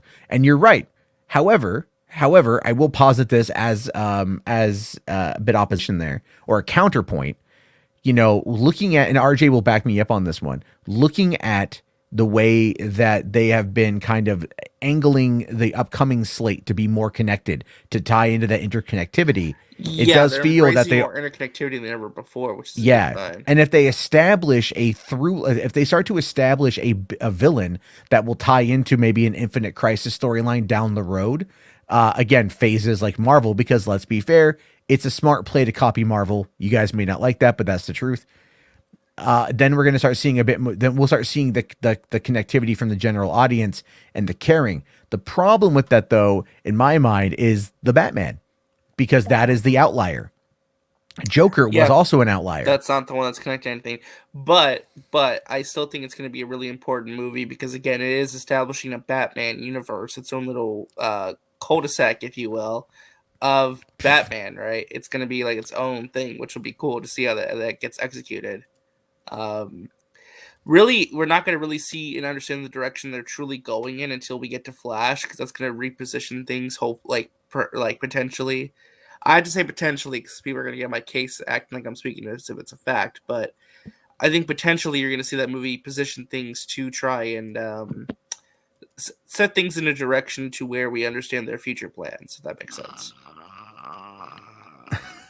All right, fuck you, Saggy. Why do you think it was me? My mic wasn't even going off. Wait, did Melons actually fall asleep? No. She just does that whenever I talk and try to make a point. I can't believe you fell asleep on air, Melons. I know, Jesus I'm Christ, sorry. that's unprofessional. RJ has some very good soothing vocals. I thought you were more that makes me professional tired. than that. No, Melons. I can't help it. RJ has that like tone. He should No, do yes, you ASMR can help videos. Melons. You should help. Oh my, you guys. It's Yeah, awesome. I'm just fucking around. No, but seriously, Melons, you can't. help it. Children, all of you. Children. What? Children. You're the one with the I'm baby a grown-ass face, adult, RJ. Get the fuck right? out. And RJ has a baby face. Has anyone seen RJ lately? He has like a little baby face that looks like he has pubes glued to his face to make him look like a man. You know what? You know what though? Like I said, Wow. he had Christ. some swag. He had some swag Yeah, he in had some Vegas. swag. Right? Stop hating, Saggy. Oh no, You I just- love RJ. At this point, you're thirsty. That's all it is. You You're know what? I'm thirsty. not thirsty. You know what RJ did, by the way? All jokes aside, I love RJ. RJ gifted me the Tom Holland Spider-Man skin in Fortnite, which I was very happy to do because now I can make Tom Holland dance like a woman, and it's absolutely beautiful and the most funny thing ever. So thank you, RJ. You my best friend. Yeah, Marvel can You're do that very too. welcome. Wait, You RJ, guys- someone did ask earlier if you bought the Boba Fett skin in Fortnite. Yes, he did. I He did. did. I did. He bought the whole skin, the Bruh. package. he did. Oh my god. Although I am But- upset because they have a built-in emote that does his little scanner thingy or whatever. Saggy. but Matt it does only- not care. Matt I does know, not but- care. Wait, about hold Fortnite. on. Has anyone put this together yet? That if you take Fortnite skins and you put them together, you know what you get? What? Foreskin. Oh my god. Oh my god, Jarbo, that's genius. That's Boom. Jarbo, Boom. Jarbo, that's the most creative thing you've ever come up with. Ever. Right? Right? My demented, perverted brain. Anna, don't encourage Oh this. my God. please. Absolutely, No, just to put that together there. No. That is the hashtag you all should use What the fuck are you to start talking about, promoting Saggy? Fortnite. That's genius. But did you guys see Richard Newby's all the Yeah, we saw. his responses and stuff? No, his like, response actually is pretty Well, sad. well, he had multiple responses actually. So this is the first one he responded to is Christmas is over, so let me just say to all the flaccid faux fans in my mentions, I don't need to prove anything. I've been writing about why I appreciate Snyder's movies since before half of you could put a sentence together. Get a personality, this movie's never going to screw you. Wait, so the minute they literally went before you could even spell your name. I was. and then he also said that Sorry. I just love that. William's like, we are officially at foreskin jokes. Oh, Yeah. dude. It ain't even over yet. There's been way worse on the show. So here's the thing. Here's the thing, though, right, Caden? Here's the thing. A lot of these people who are making those nasty comments at dude, they can't even properly wipe their asses. So I Yeah. can't take anything they say Well, seriously. well, anyways. I No, this is posted. Richard- I posted. that was I posted Richard's, what that was- Caden. I posted what you shared in the private Yeah. chat, but that is a pretty sad thing. To be But, and honest. then he continues going and say the minute sad and lonely people figure out they can create a profile consisting of nothing but a worship for a superhero movie and get dopamine from the likes and equally sad and lonely people instead of seeking therapy is the minute the fandom collapsed in on itself. And he quote tweeted someone saying the best part is that you liked the goddamn movie. And he says, not only I liked it, but wrote about it on several occasions, talked about it on several podcasts, tweeted about it, campaigned for it, and donated to AFSP. But unless I think it's the third jewel of God's own nutsack, I'm a hater, and the reason why sequels aren't happening. And then someone said, how much is Warner Bros. Paying you? And he's like, sigh, please stop asking me this. Everyone knows I'm paid by New World Pictures. And then he hold on. Sorry, I mean, clearly, yeah, this guy will push back on. I've seen him floating around on Twitter before. Well, he basically said one of the last things I saw that Caden shares that basically says like the fandom has killed his interest in writing about and talking about these movies in this side of the DCEU, that he has no interest anymore, and toxicity in this fandom killed it for him. Wow, Yeah. it's almost like me and Jarbo have been saying the same thing for weeks. Sorry. And by the way, Richard Newby was one of the biggest ardent supporters of the Snyder Cut, as Caden just Yeah. described. So yeah, good job, guys. Like, I can't. We should start making the hashtag Jarbo was right trending on Twitter this week. That should be our goal. I prefer Jarbo Damas. Jarbo no. Thomas, no, Jarbo. I Don't prefer start. Jarbo Damas. That sounds better than Jody Damas. I'm sorry. Hey, It does. It really, No, really, we're really gonna does. say hashtag Jarbo was right. There was also someone had done something like Nostro something, right? They'd put me in there. Someone, I forget what it was, but like it doesn't matter. It doesn't matter. I have my takes where I have good takes. I have bad takes. Then we get takes here, like this $2 super chat from Mo Moon. Thanks, buddy. Says remake 12 Angry Men, you cowards. Or just watch one of the two versions of 12 Angry Men. Because there's two of them. 12 Or- relax men when I was done with them. Sorry, I was quoting Paradise PD. No, that's literally a joke. Have you not seen Paradise PD? I have not seen Paradise Oh my PD. God, there's But an the thing old is, I wasn't guy. surprised by you saying that. That's hilarious. No, there's an old character. He's an old cop. He's supposed to be retired, but they don't have enough money to pay him to retire. So he's like this old creepy guy who's gay, and he always says things like about having sex with guys from like history and stuff. And he's like, "Oh yeah, 12 Angry Men, more like 12 relaxed men when I was done with them." Yeah, that was just a quote from the show. It's a good show. You should watch Paradise PD if you like Brickleberry. I did not get necessarily into Brickleberry. And oh my God! Wait, you don't like Brickleberry, do you, Melons? I liked Brickleberry. It was funny to me. All I right, like mi- that kind minus of 10 gross. reputation wasn't points. that Daniel Tosh?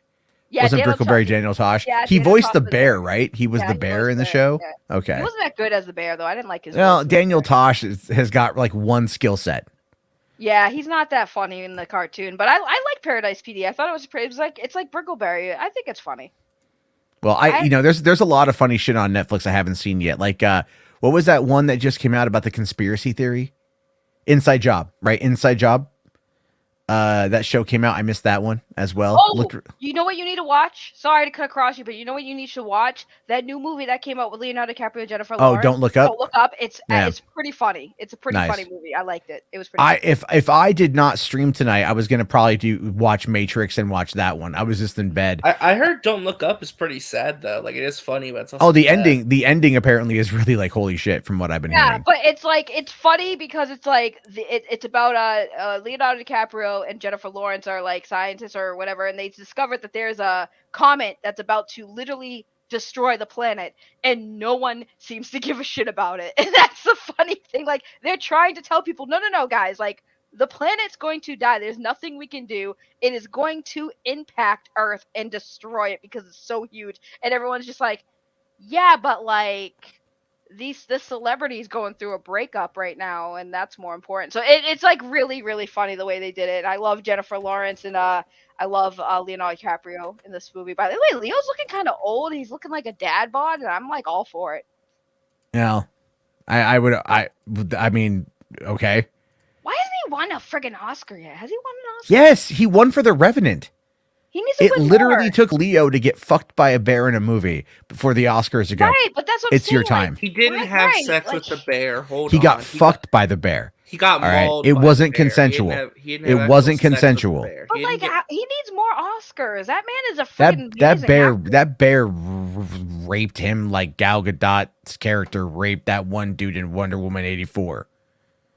We're It's talking- such So, no- so we did not have to like okay. Anyway, yeah. So, so thank you for that comment. All right. H Bar's here with $5, buddy. Thank you. Says I gave up on the Snyderverse in June. I was sick of hearing Zach's name every day for over a year, and I still hear his name every day. Well, that's because he's Jesus, H Barts. That's because Dude, he's it's Jesus. like you hear him in your sleep and you're like, what the fuck? Oh yeah. Fourth says here, thank you, by the way. Let's just watch Snyder Cultists destroy DC. Why wave a finger? Let's just enjoy the downfall, Fight Club style. You know what I mean, man? You know what? Here's it. You're not wrong with that. You're not actually wrong with that. Like I want to look forward to what's coming out. I may not have liked everything that's come in the past, but I am looking forward to what's coming down the pipeline, and I really want to see what they do with it. If they start to run some kind of interconnected storyline and they're actually able to pull it off, because it's not that DC doesn't have good stories with good characters written by very good and talented writers. It's just, well, no, I'm saying it's just whoever, you know, right now they're just, they were like, you got to understand, they've come off of like, they've had regime changes now multiple times over the last couple of years. And that does upset certain things, which is why I stand by my opinion that, that that Hamada and Emmerich aren't going anywhere when the merger happens. I know William will disagree with me, and we've had those discussions before, but I think looking at the fact that the Warner Brothers film slate is what needs to be rebirthed as a whole, that's going to take someone who at least understands the game. And there's Emmerich ain't going anywhere because he's got nowhere else to go. And Hamada, if they're able to turn around the DC stuff in 2022 and prove to be a lower budget, higher return, executive producer, then there's that. Besides, the Joker is still on his watch. So he gets all the credit for Joker.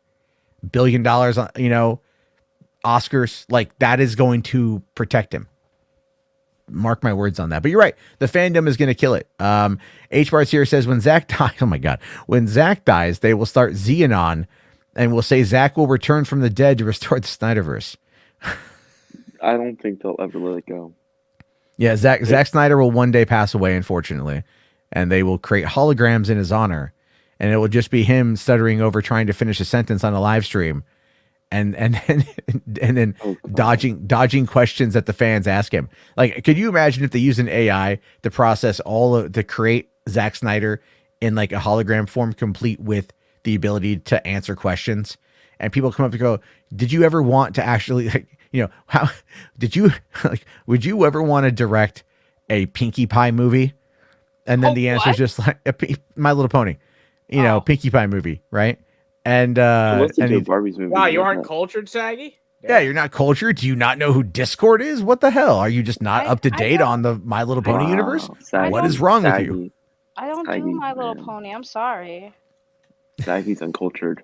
That's really weird to me because Saggy gives off very strong brony vibes. What the fuck? No, that's just because she comes across as a female incel. A femcel. What the fuck? Whoa, I didn't want to go that far. Dejarbo, that's a little bit too far. Well, I'm not saying like she's an incel. I'm just saying like if she was an incel, you'd be like, I got it. I can see that, yeah. What does that mean? What the fuck is happening? It just means we've seen Saggy's best friend. All right. What the fuck? We haven't even gotten into the debate yet, and you're already. I know. So anyway, I do agree. Xenon could happen. Xenon could happen here. Mike Oxlong, with a photo of me from last year. I have a lot more hair now. It says the only bat I'm eating is in super form, fresh from the Wuhan wet markets. Oh fuck! That's photoshopped, right, Jarbo? No, that's an actual image of me. I buzzed my head down last year. Wow, I can't believe that's photoshopped. That's fucking crazy. Oh my God! It's not Photoshop. It's not Photoshop. That's No, I just decided to to buzz it down because I'm like no, none of the barbershops were open and it had been like 3 months and I was like, I'm just gonna get rid of everything. I think you look better with your hair, Jarbo. I do too. I don't look as I don't look as much like a human cue ball or thumb. Oh my God. Right there, I just kind of look like a hobbit foot. Oh God. So I get that. Duck Dodgers here says I want to see Wonder Woman kill with her thighs. Oh, like Xenia on a top, dude. Me too. Now that I think about it, in the 90s, Famke Jensen could have made a good Wonder Woman. She kind of had the look. Jean Grey from the original X-Men movies. Yeah, I could totally see her. Okay, she would have back to the day. Yeah, I go back and watch GoldenEye again, and just like her as Xenia on a top, and you're like, that name has double meaning. Good old fashioned sexy Bond. Oh my God. Matthew Valente says COVID-19 has mutated yet again to another variant.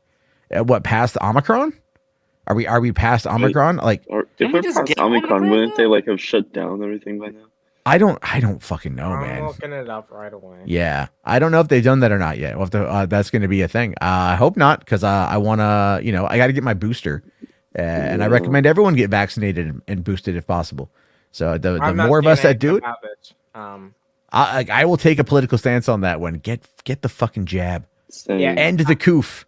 End the coof. I looked up the COVID variant, and all I'm Get the finding is job Omicron. I'm not seeing anything new. Oh, okay. Well, yeah, Omicron is I mean, it ain't nothing great, but it's like I'm just saying I'm glad there's not another one out already. Like, oh, there will be. There absolutely will be. Well, It's going to sure, mutate but, again. But you know, the science is working on it. Oh. I know. New COVID variant, Snarticon. Oh my god. Oh god. This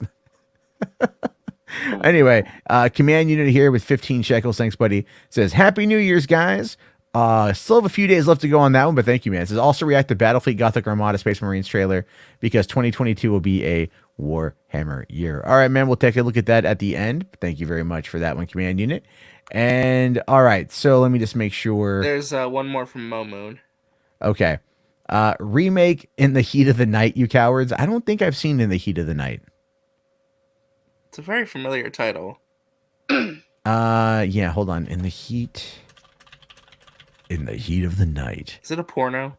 No. What It's the? Why would you assume that? Well, come on. It's you called at In the nighttime, Heat of a Night. Yeah. The Heat of the Night. Come on. Wait, hold on here. Is that fucking Archie Bunker? what of it? What of it, Jarbo? I don't know. Let's wants see to know? here. All right. Oh, it's a drama series. Okay. Yeah. Oh, it's also a film too. Directed by Norman Jewison.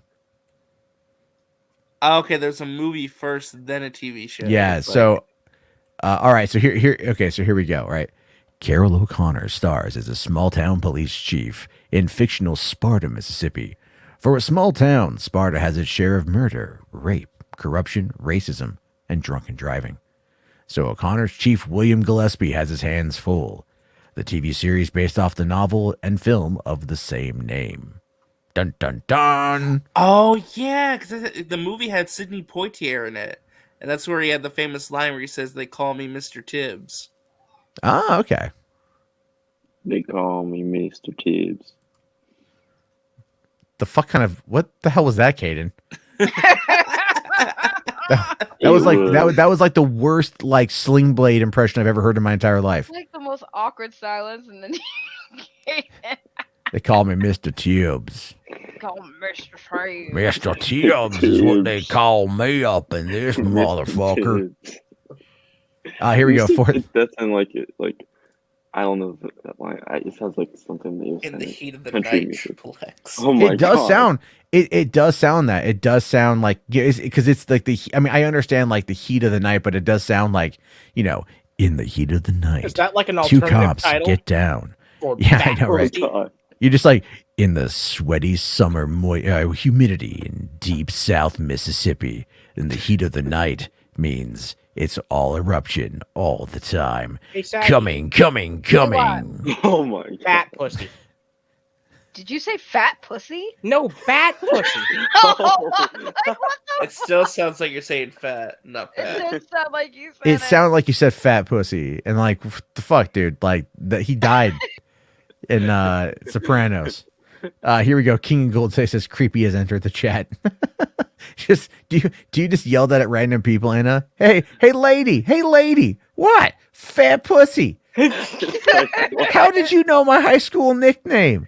Because I fucking found you on Tinder, you fucking flabby hole. Look, I'm just saying, it's like Quad's a great place to get dating advice. Yeah, obviously. That's I'd where never you go. thought of that until now, Jarbo. But now that you put that in my head, Hey, and when you want to find a gamer, and then you can show her your foreskins. Oh my God. Ah, All right. come on. I want the Quad audience to go on Twitter. I want the audience to go on Twitter right now and get hashtag foreskins trending. Yeah, skins. now. SKINS. Yeah, be very specific. Yeah. And You gotta four. make sure. But like the Four. number 4. No, not the number 4, like the game 4. Oh no, like the game. FOR skins. Yeah. Okay, yeah, all right. Yeah. There we go. Geek Studios, what did I walk into? Dude, you know what you walked into. You know exactly. You're here all the time. You know exactly what you walked into. Wait, H what? Bart's here says, "Rip Elmo, anti-vaccine guy." Is Wow. Elmo okay? I hope he's Is okay. Elmo good? Wait. What happened to Elmo? I don't know. I don't think Well, he's you actually see, dead. Elmo, he listened to some news over on Sesame Street. He was tuning in. He was watching. He kind of got tired of watching CNN all the time. Don't Wait you a Kind minute. of dipped his hands in some O&A, and it's just I think I just realized something. H-Bart, is Elmo just like a made-up character? Is Elmo even Elmo's a real real? person. No, Elmo. I mean, Real given the like Elmo- amount real of money. Elmo's Hold fun. on, Geeks here says that he was playing Fortnite. Elmo's Oh, not real. what are is he? your favorite foreskins? Elmo's not fucking real, is he? Oh, No, he's a real person. are you He's sure? fine. Yes. He's just Elmo Okay, anti-vaccine. Takes my vaccine. Is what got me I sick. thought I cracked the code or something. Crack the code. I thought H-Bart was like crack- putting up like illusions like fucking Mysterio or something, and I just like cracked through that shit. It's like I see your fucking drones. You can't fool me anymore. Do you guys know about the Kermit package?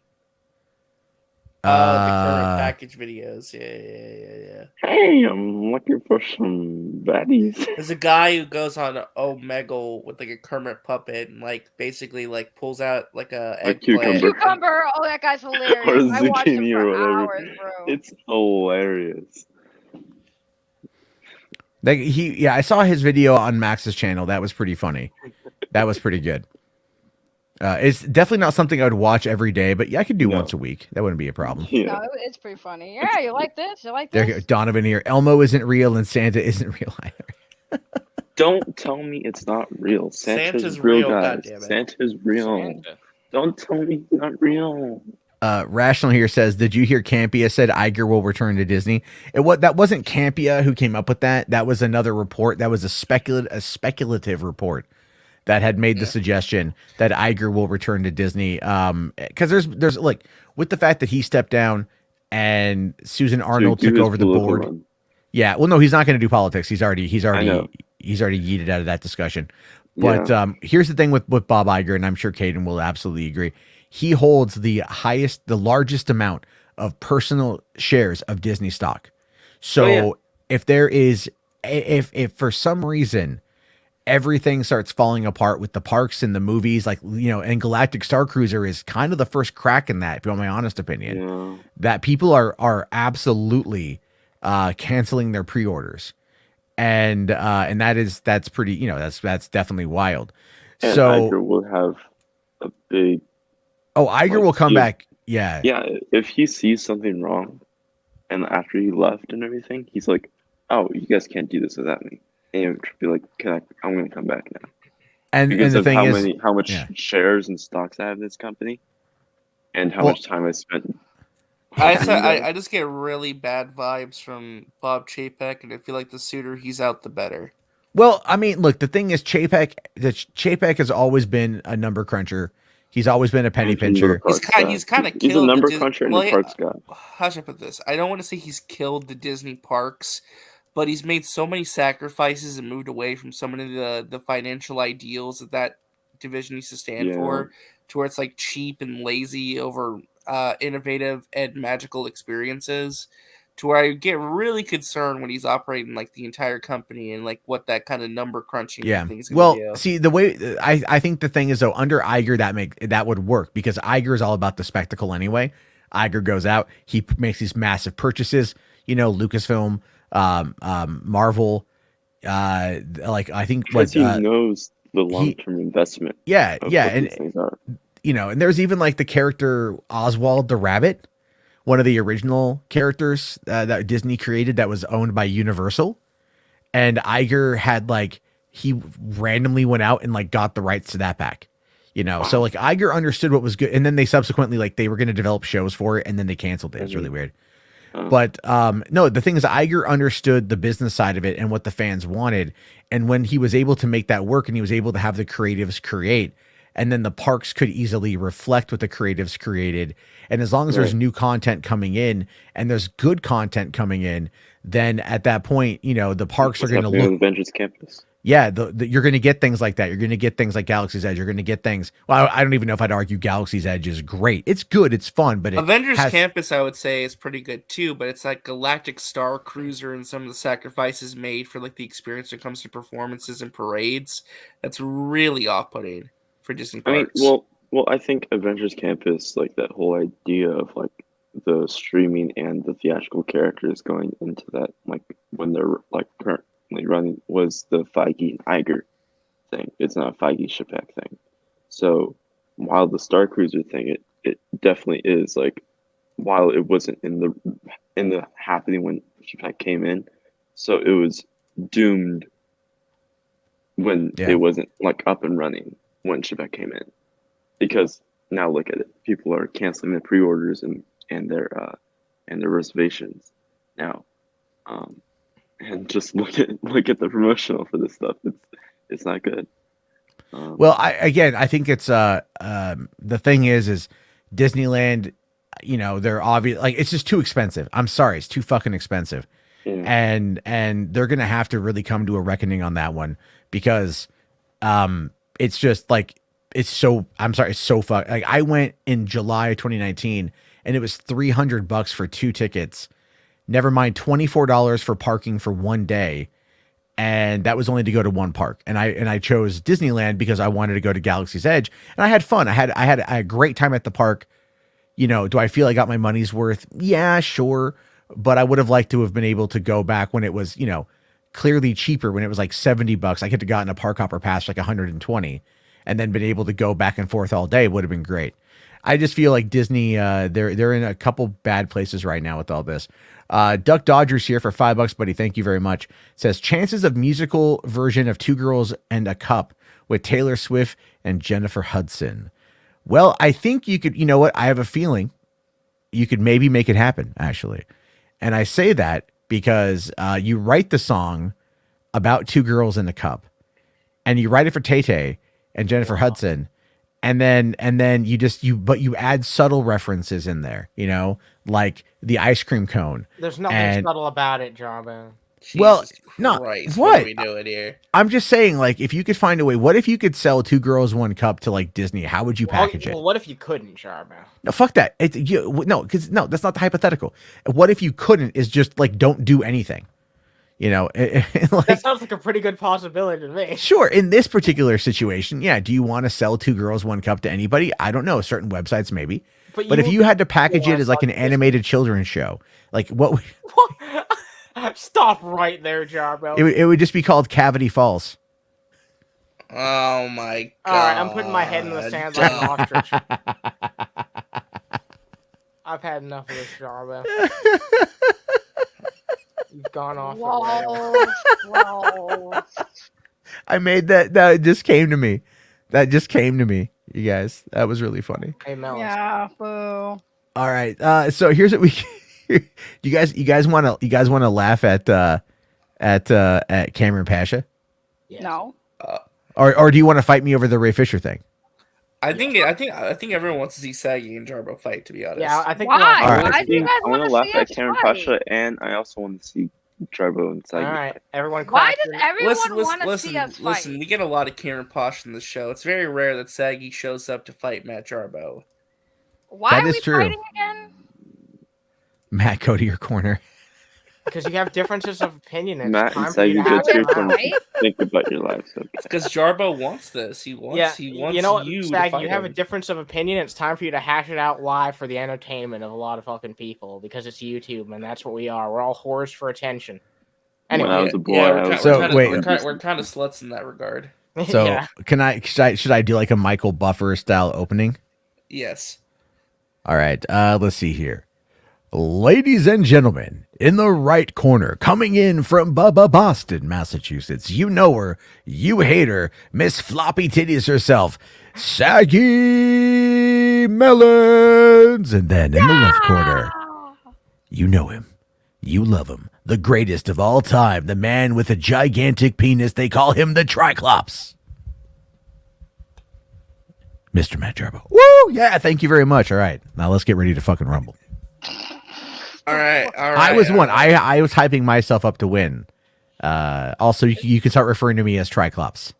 Okay. All right, so RJ is the official referee. Why do I have to be the official referee? You wanted Alright, this, Because you RJ. wanted this more than Yeah, we did, yeah, I 'cause think. you But, wanted you it. know. Yeah, Alright, we were fine. fine just having fun, but you want us to fight, so let's go. It's your All right, let's prerogative. go. All right, first topic of admission. Why is Saggy wrong? Yeah. What? That, About what? But about what? Because there's a lot that she's wrong Shut about. the fuck up. All right, Jarbo. second topic.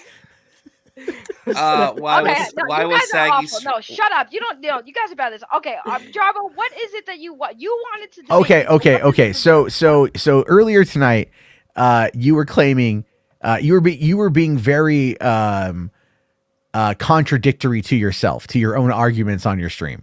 Earlier, you were making claims that that everyone in Hollywood is the problem, and then when the subject of Zack Snyder came up, you went, well, no one said anything about Zack Snyder, so I don't know. I can't. He's probably one of the good No, ones.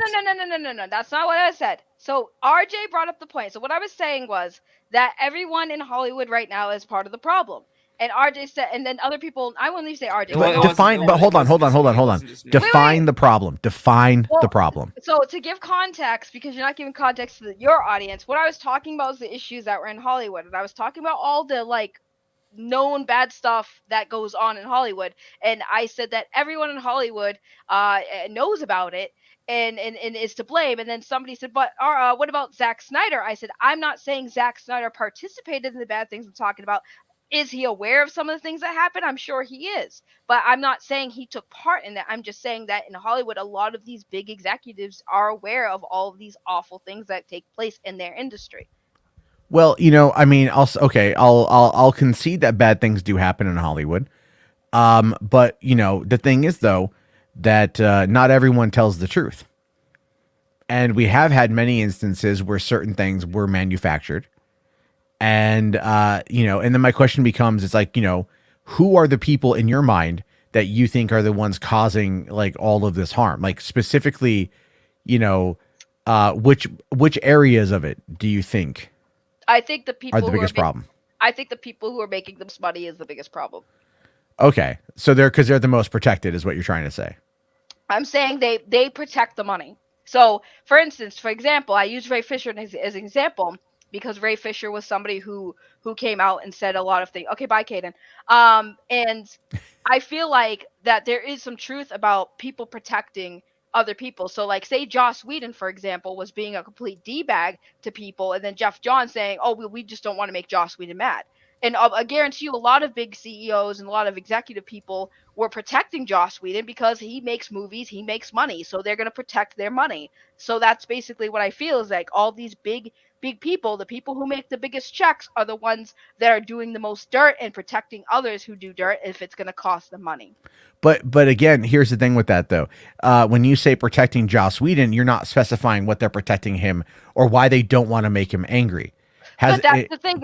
But your implications are something of a nefarious nature, and I'm assuming you would make that claim off of the Michelle Trachtenberg comments that came off of Buffy.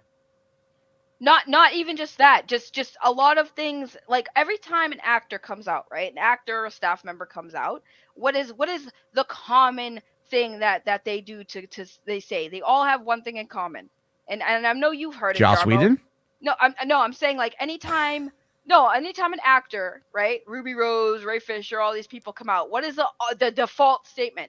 Oh, well, these people were really difficult to work with. Were they though? Were they? Well, difficult to work with generally implies ego. And that's the thing here. What you're talking about are different elements of the composition of the entertainment industry. So what you have is you have your creative and you have your financial. And so you have, again, like the executive, and then you have the creative. And the executive is very, very, very right brain. Very much about the money, very much about the finances, and very much about the bottom line. Whereas the creative is left brain creative. That's the whole point. They work together. They're supposed to work together synonymously in very, very good synchronicity in order to be able to create these projects that are able to then go out and make a lot of money based on the investment, because that's what it is. Now, the other problem, though, is the fact that there are people out there with massive, massive egos. So when you talk about Joss Whedon, not making Joss Whedon mad was mostly about his ego, because what you have is you have this director coming on to in their mind, in Warner's mind, a damaged product, right? Where you've got Zach having left the project. They want to punch it up to be more like Marvel. They bring in the Avengers guy to do that, hoping that he's going to be able to turn this very kind of somber tale into one that's going to be a lighthearted, jovial romp. you know, and become a Frankenstein. So it's like they don't want to make him mad because he's, in their mind, he's a ringer. He's brought in to be a ringer. So they need him to be on point because he only had, like, I think a few months to do 80-page rewrite, to shoot the 80-page rewrite, to do the special effects on the 80-page rewrite, and to cobble that movie together. Now, its output, its result was terrible, but again, they were up on a massive, massive timetable, and it had nothing to do with any kind of sexual malfeasance. It had everything to do with not only Hamada, but no, it wasn't Hamada. It was Toby Emmerich and Kevin Tushihara, who was in charge of AT&T at the time, or Warner Bros. At the time. They wanted to get their bonus. That's why they pushed the reshoots through as quickly as they did, because they wanted the movie to come on out. Because they thought they were going to be fired when AT&T took over. And as a result of that, they weren't fired when AT&T took over. The only reason why Kevin Tushihara lost his job was because he was basically fucking an actress, and then, you know, trying to get her parts in movies, even though he's the head of the company, and he was still having trouble getting this lady into these movies. But that came out, and he lost his job. Toby Emmerich is still there, which is why Toby Emmerich is probably going to end up continuing on with, once the merger is complete, because he survived this long. They're probably just going to keep him there. So that's the whole point, is like, when you talk about these issues, like, there's context to them, right? You know what I mean? And so when you make the claim, like, everyone knows something, yeah, there's assholes. A lot of it is not like sexual impropriety. A lot of it is just people's egos.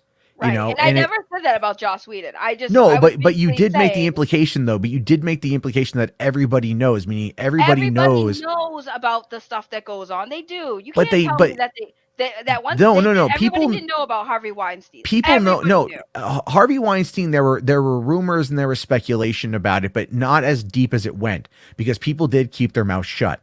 All right, it did take Ronan Farrow a long time to break that case open and to expose him. And then once that happened, other allegations came out. But let's talk about that for a second, because as much as the Me Too movement was designed in order to be able to stop these, you know, to stop these people and to bring accountability, look at the misfires, right? Andy Signor, for example, and I hate to bring it up, but he was Me Too'd. He was the second person in between Harvey Weinstein and Kevin Spacey, was Andy Signor, and he lost a lot, and he ended up, you know, proving his innocence on it. And I hate to give him the credit on that one, but it's true. And so you have that. Then you have Aziz Ansari, who went on a date with a girl, got 2 blowjobs. She didn't really have a lot of fun with it. Wrote this article in Babe.net, or gave him an interview right after he got his Emmy win for Master of None Season 2. And then, bam, his entire career done. You know what I mean? And that was, again, and then now that website's not even around anymore. I understand that. So when you say everyone, that's not inherently true. There are rumors of what goes on in Hollywood, but you have to understand that, like, it is a power dynamic, as I was saying earlier, and that power dynamic is very top down. It's like the tip of the spear sort of thing. The average people underneath, they don't know as much as you think that they know, and they can't prove anything that they know, and they're not going to say anything in general without there being proof of it, because they don't want to ruin their career. The biggest reason why Me Too was able to get what it was going to get done is that there was that era of protection. That protection is still there, although it's not as prominent as it once was, because now people require a lot more to get into it. I would say, because you know, like, I take what you said kind of personally, because I worked in LA and I worked on some stuff, and you hear things, but it's so far removed from the average everyday production that the people working on it are just people that are trying to feed their families.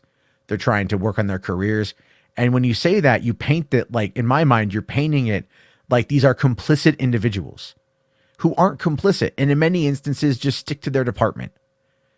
And so it's like, I mean, I get what you're trying to say, but I feel like the wording could be done very differently. Oh, I'm sure it could, but overall, you get the gist. And that's fine, because I go on tangents and rants. But again, my point of it all was, like, there are problems in Hollywood. Like, you know this, we all know this. And then people, like I said, and it goes back to the Snyder Cut. There's so many things that are really wrong with the entertainment industry. We're focusing on movies that we want to see when there's actual problems. Like I said, I've been friends with actors from voice actors to TV show actors to movie actors, people who've took part in projects, and they all come back with horror stories, and they all come back saying similar things like, on this set, this is what I saw, this is what was said. I was part of executive meetings where people would be called the black actors the N-word, refer to them as the N-word, or call them monkeys, and there's racism going on. And like I said, a lot of the people, and this is what I'm saying about being complicit, a lot of these people, they know these things are happening and they don't say anything because their jobs are on the line, because the big guy with the money, the guy sitting in the chair with the cigar and the whiskey in his glass while talking about these projects, he makes the most money, he gets the final say of who stays, who goes, who gets blacklisted. So that's what I was saying, is it does happen, and I feel like as people who are fans of these works, that stuff needs to be called out more. And that's pretty much what I was going on. And that's why I use examples of certain situations like Ray Fisher, because I do believe Ray Fisher, because I've heard similar stories, not from that specific production company, but similar stories from other people. And let's be real, they all work in a network. Zack Snyder has James Gunn's number. You don't think that these producers, directors, they don't talk to each other? They don't run in the same social networks? They do. So when there's rumors, and you're right, they are rumors. And with Harvey Weinstein, I think that opened up to like, maybe sometimes these rumors are true, especially when you're dealing with people in position of power. It's not absurd in 2021 where we hear somebody who has some kind of power or influence in the industry is abusing it. So when you hear a rumor in 2021 of a big executive producer or somebody maybe doing something, we shouldn't just sit there and be like, oh, it's just a rumor, we don't know. Investigate it. Why aren't people investigating it? Sometimes we do get an investigation, Jarbo. Before you say it, I know that they happen, but they don't happen enough, because I'm still when you say hearing horror stories. Okay, so when you say investigation, that is such a broad term. And let me just, and I explained this to RJ before the stream. So, there's that thing right now. Did you see the video, the pick a side YouTube? Did you see that video? The what? Pick a side. Well, it's actually funny because I posted in our little DM group that Tipster and Jarbo actually on the same page about this, which is funny. Yeah, wow, that's kind of funny. That is true. Yeah, Tipster and I are absolutely agreeing on this one. That video that came out from Mama Bear was like really bad. Well, it's I forget the name of the person who did it. It's like Max something or another. Not our Max, but like another Max.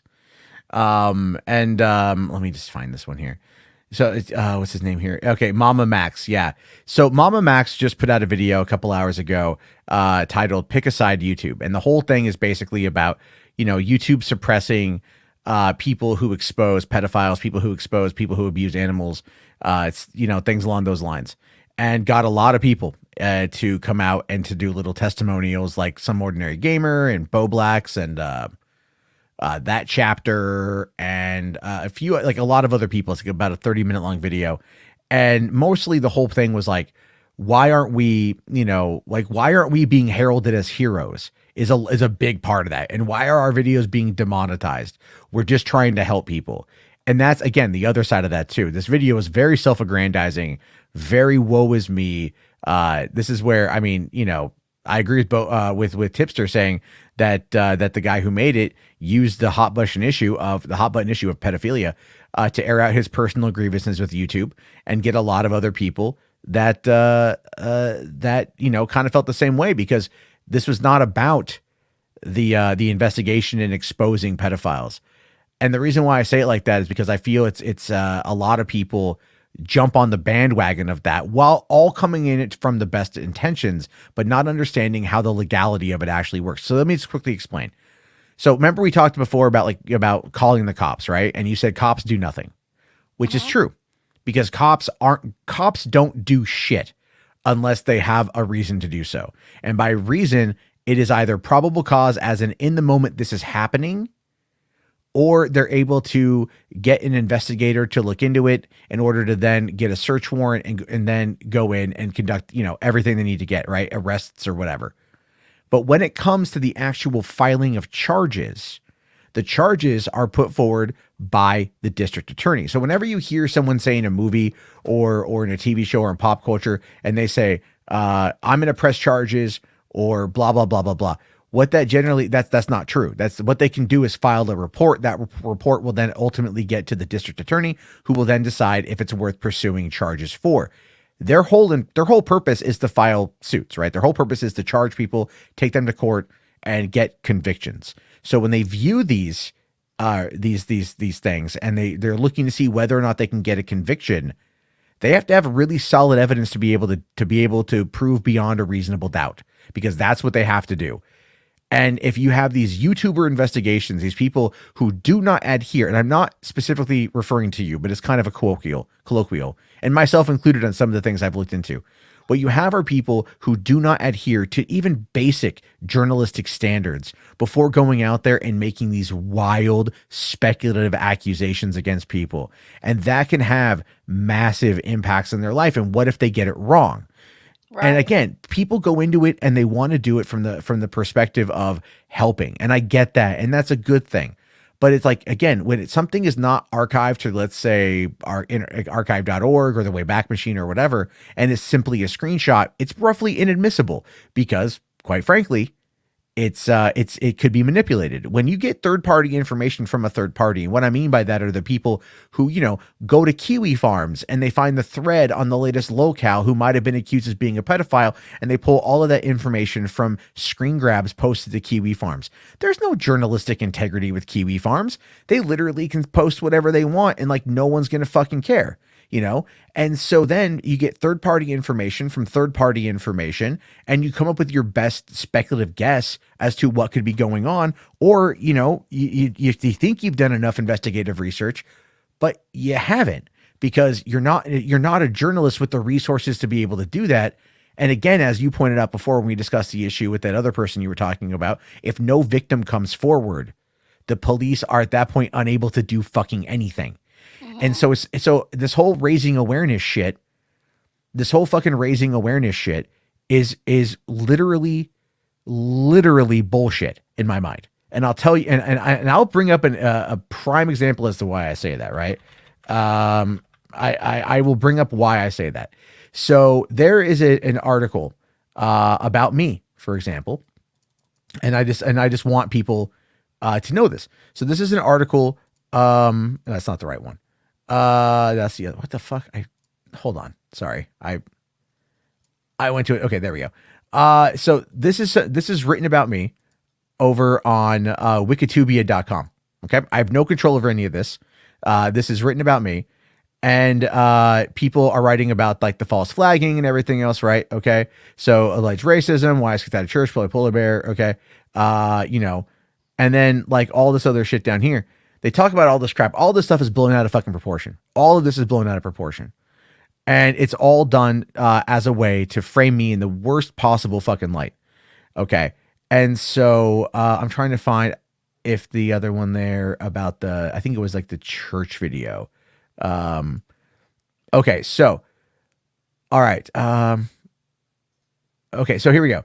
So in 2012, Matt uploaded a video talking about how he was kicked out of church for not having sex with a 13-year-old girl. Which is true. She wanted me to get her pregnant. I said no. I told the whole story. My story has never changed in well over 20 years. The video was met with mixed reception back then. It was never met with mixed reception.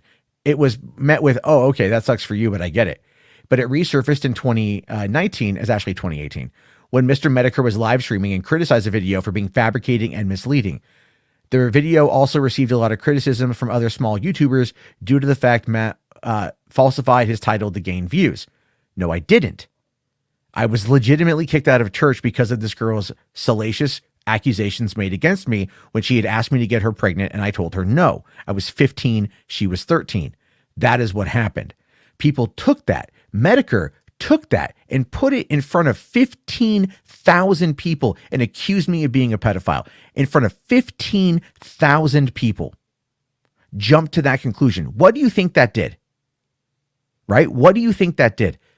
That got people to believe that I was something that I'm not. And people did try to find the girl in question. They doxed 2 women that they believed were the girl in question. Neither one was that person. They called CPS trying to get my kid taken away, claiming that I was a pedophile. My daughter at the time was 10 months old. This is what happens when you look at this shit as it is being legitimate. This is what I mean by third-party information taken by third party. And I'm not accusing you at all. No, I know I'm you're not accusing me. I You I'm know I don't and I do know that that. I unless know I that. have good reason to. You know that. Yes, I'm saying that when it comes to these specific allegations, this is a reason why this shit has to be fucking handled by professionals. This is Right. what I'm talking about. And so when it's coming out and again you make the claim and everybody it is a generalization in my mind and I will admit that I get a little bit sensitive over this shit because I've dealt with this and this is something that Right. gets But me and you used even talk about today. it. Yeah, me and you talk about it and it's Yeah, fine. yeah, and you and me are cool as fuck. Right. I'm not. Right. Yeah, we're Saggy and I are tight. Like we're all fine. Yeah, no, But we're good. my whole it's very but this is the kind of shit that we see. No, you're And right. so But and see, that's and the thing. It's different. Like, okay, so it's different for when it's you. In my opinion, this is just my opinion. Because no offense, and please don't take this personally, but like you are not someone who is in a position of power. Yes, you had a very big platform, but I nothing that you were accused of, like when it came to what you just showed me, seems to be something that was you using your power. It was a story you told that was taken out of context, like basically tainted and regurgitated into the public to spin a narrative to paint you into a bad person. I don't think that that's the same from what I was like talking about, where you do have people who have known to use their position and power and their finances to manipulate and actually do harm. And that's the type of stuff I talk about, that like and when it happens to Hollywood. And I get that it's personal for you because there are unfortunately too many people who have been falsely accused. And I'm not going to go on this whole conspiracy theory where I'm going to say, oh well, maybe the Hollywood's doing that on purpose to kind of taint the Me Too movement and defile it.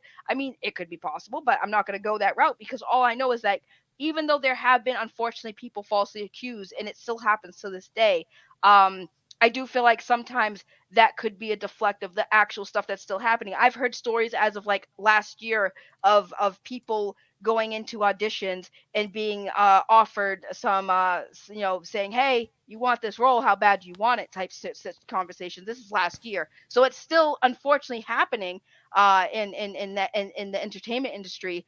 It's just, it's no, people again are, they're still afraid to come out because of the fact that now we went from, okay, the Me Too movement happened, now we believe that some bad stuff's happening, to wow, so many people are being falsely accused now, that now if somebody comes out, now you're afraid to come out because you're going to be called you're a liar. So it's a very very hard topic, because I think on both sides you are right, but also I'm also right. Like there's a truth to both of our arguments, where Matt's thing is there are too many people that are abusing that and just falsely accusing people for personal gain. And then it makes that problem where when people actually are being, sexually assaulted and stuff in the industry, they won't say anything because now they're liars. So it sucks. It sucks on both sides. yeah, no, it does. It really does. And the thing is, like, look, there is obviously like, there's a lot of douchebags in Hollywood. I trust me, I worked for a couple of them. And if there are still casting couch situations that are going on, they need to be called out. Like they need to Right. be reported to like the union, whoever the casting union would be. And Caden, you know this, right? Yeah. Like, Yeah. you got family Yeah, that Caden's works been in reported. casting. So it's like, there would be, what would that fall under IATSE? Is that IATSE? It will be SAG-AFTRA. The casting directors work with, oh yeah, they would be Wait, SAG your after. family Yeah. that works casting? Yo, I'm looking for a role. I'm just saying, like, I could play anybody. If you need an angry black woman, please cast me. I will be that angry black woman. Yeah. Okay. Let me Okay, know SAG. when it open. Yeah, I will. Yeah, you can audition me right now. What's my motivation? What role am I in right now? You're saggy and you're Okay. mad. Okay, so what? So do it's I like a have line? Tuesday. Yeah, Yeah, so it's like a normal Tuesday for It's dig saggy. of the ends and why. Do I get a line? Do I get a line to say? Can you give me some lines here? Any Like crack Improvise. cocaine. Yeah, we're in Hollywood. We're talking about crack cocaine lines. Yeah, that's my line. I want drugs. Give them to me. Did I do good? Sorry, Saggy, no. I got chills. Thank you. I mean, if I had a every note, time Saggy speaks, so that because her voice sounds like nails on a chalkboard, but that's just the unfortunate truth. Wait till you hear me sing. Oh my god. no, oh god, no. No. I mean, well, I did hear you sing actually. You like I did it? hear you sing Was it because funny? you did that merry Christmas song. Mary Well, Poppins. did you think it was funny? Because I was trying to go for funny. It was funny, but like I'll tell it, what it sounded like to me, and this is not a criticism. Yes, it is. It sounded like you were like really quiet with That it. was a Yeah, criticism. Like, you were really quiet. Matt, that was a criticism. I No, so- no, it's not. No, it's like I don't. it It's a critique. It's a critique. It's a critique, not a so- criticism. Oh so, my so God. here's There the are thing. two things there. So here's the thing. I can actually sing pretty decently. I do karaoke, and I'm actually not bad. But like when I do parody songs, I don't project my voice because I want it to intentionally sound kind of bad. Because it's funnier for me that way. I don't know why, but yeah, when I'm singing low like that, it's because I'm not projecting my voice. Also, it was like I think it was like 3 o'clock in the morning when I was recording, and I didn't want to project my voice too loud because I have neighbors, and I didn't Yeah, want you to were bother them. whispering that song like Yeah. crazy. But I thought it was more for the lyrics. I actually used to do believe it or not, I have a hidden Comics Gate diss track I had made a long time ago on my old YouTube account that I have privated. I'll have to show you Jarbo sometime because it's actually pretty funny. I used to do parody songs for different types of situations. But the clout mess thing I had to do because it was Christmas and it was funny, so I understand. No, I think it's I do the same thing, right? Like when I get self-conscious, I have trouble projecting. And but when I'm doing karaoke, it's a little bit different. So I don't have that issue necessarily. But like if I'm out in public and I'm doing like a vlog or something, like I really don't like people looking at me when I talk. It's really weird.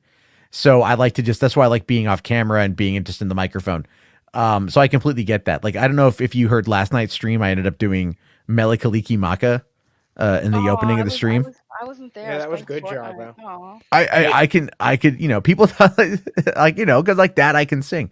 The other guy having me do the, Oh, what that was it? terrible, Jarbo. I don't know Yes. why, but like for some reason, I can really picture both Jarbo and Saggy auditioning for American Idol.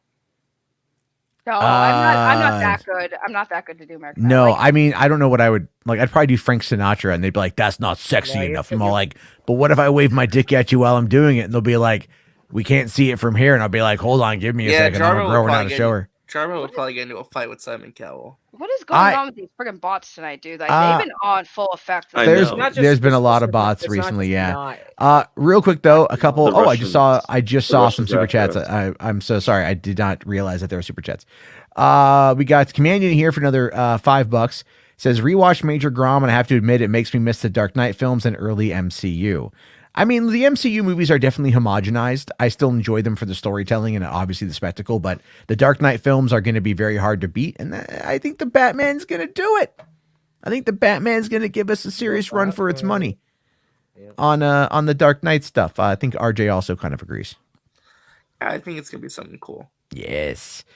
Zeno here became a new member, well, a returning member. Thank you very much, Zeno, for becoming a member. I really appreciate that. Yeah. And then we got Carlos Maldonado for $30. Carlos, thank you so much, man.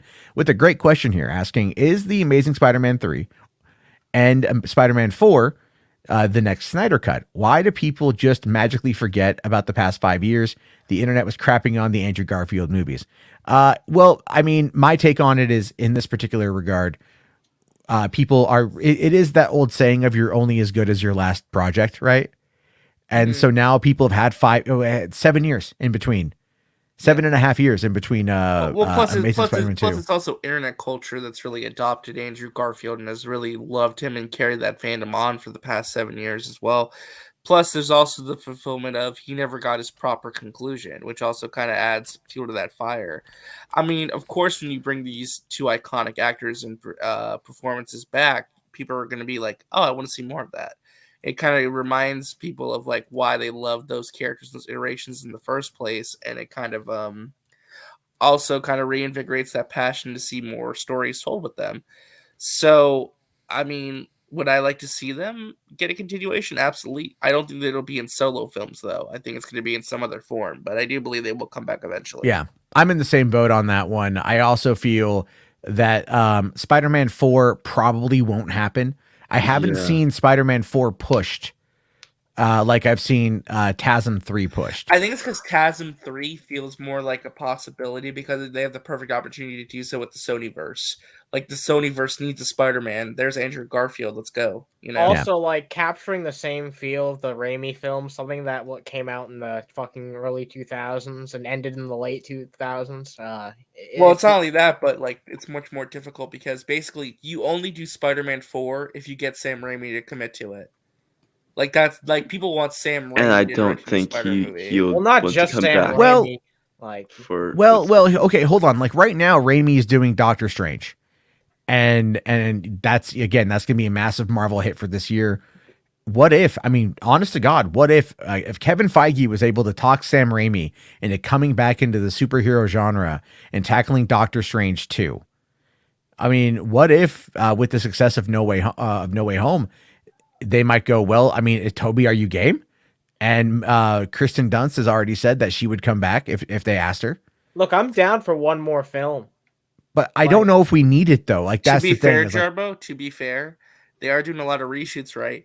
Technically speaking, if you really, really, really want to push it, you don't really need Tobey Maguire on set. You could do Spider-Man as a fully CG character that doesn't take off the mask and just Tobey comes in to do the voice. If they really wanted to push an Adam in late in the game. If he was willing to do what he did for No Way Home, I think he'd be willing. The reshoots are in LA, and he does live in LA, so.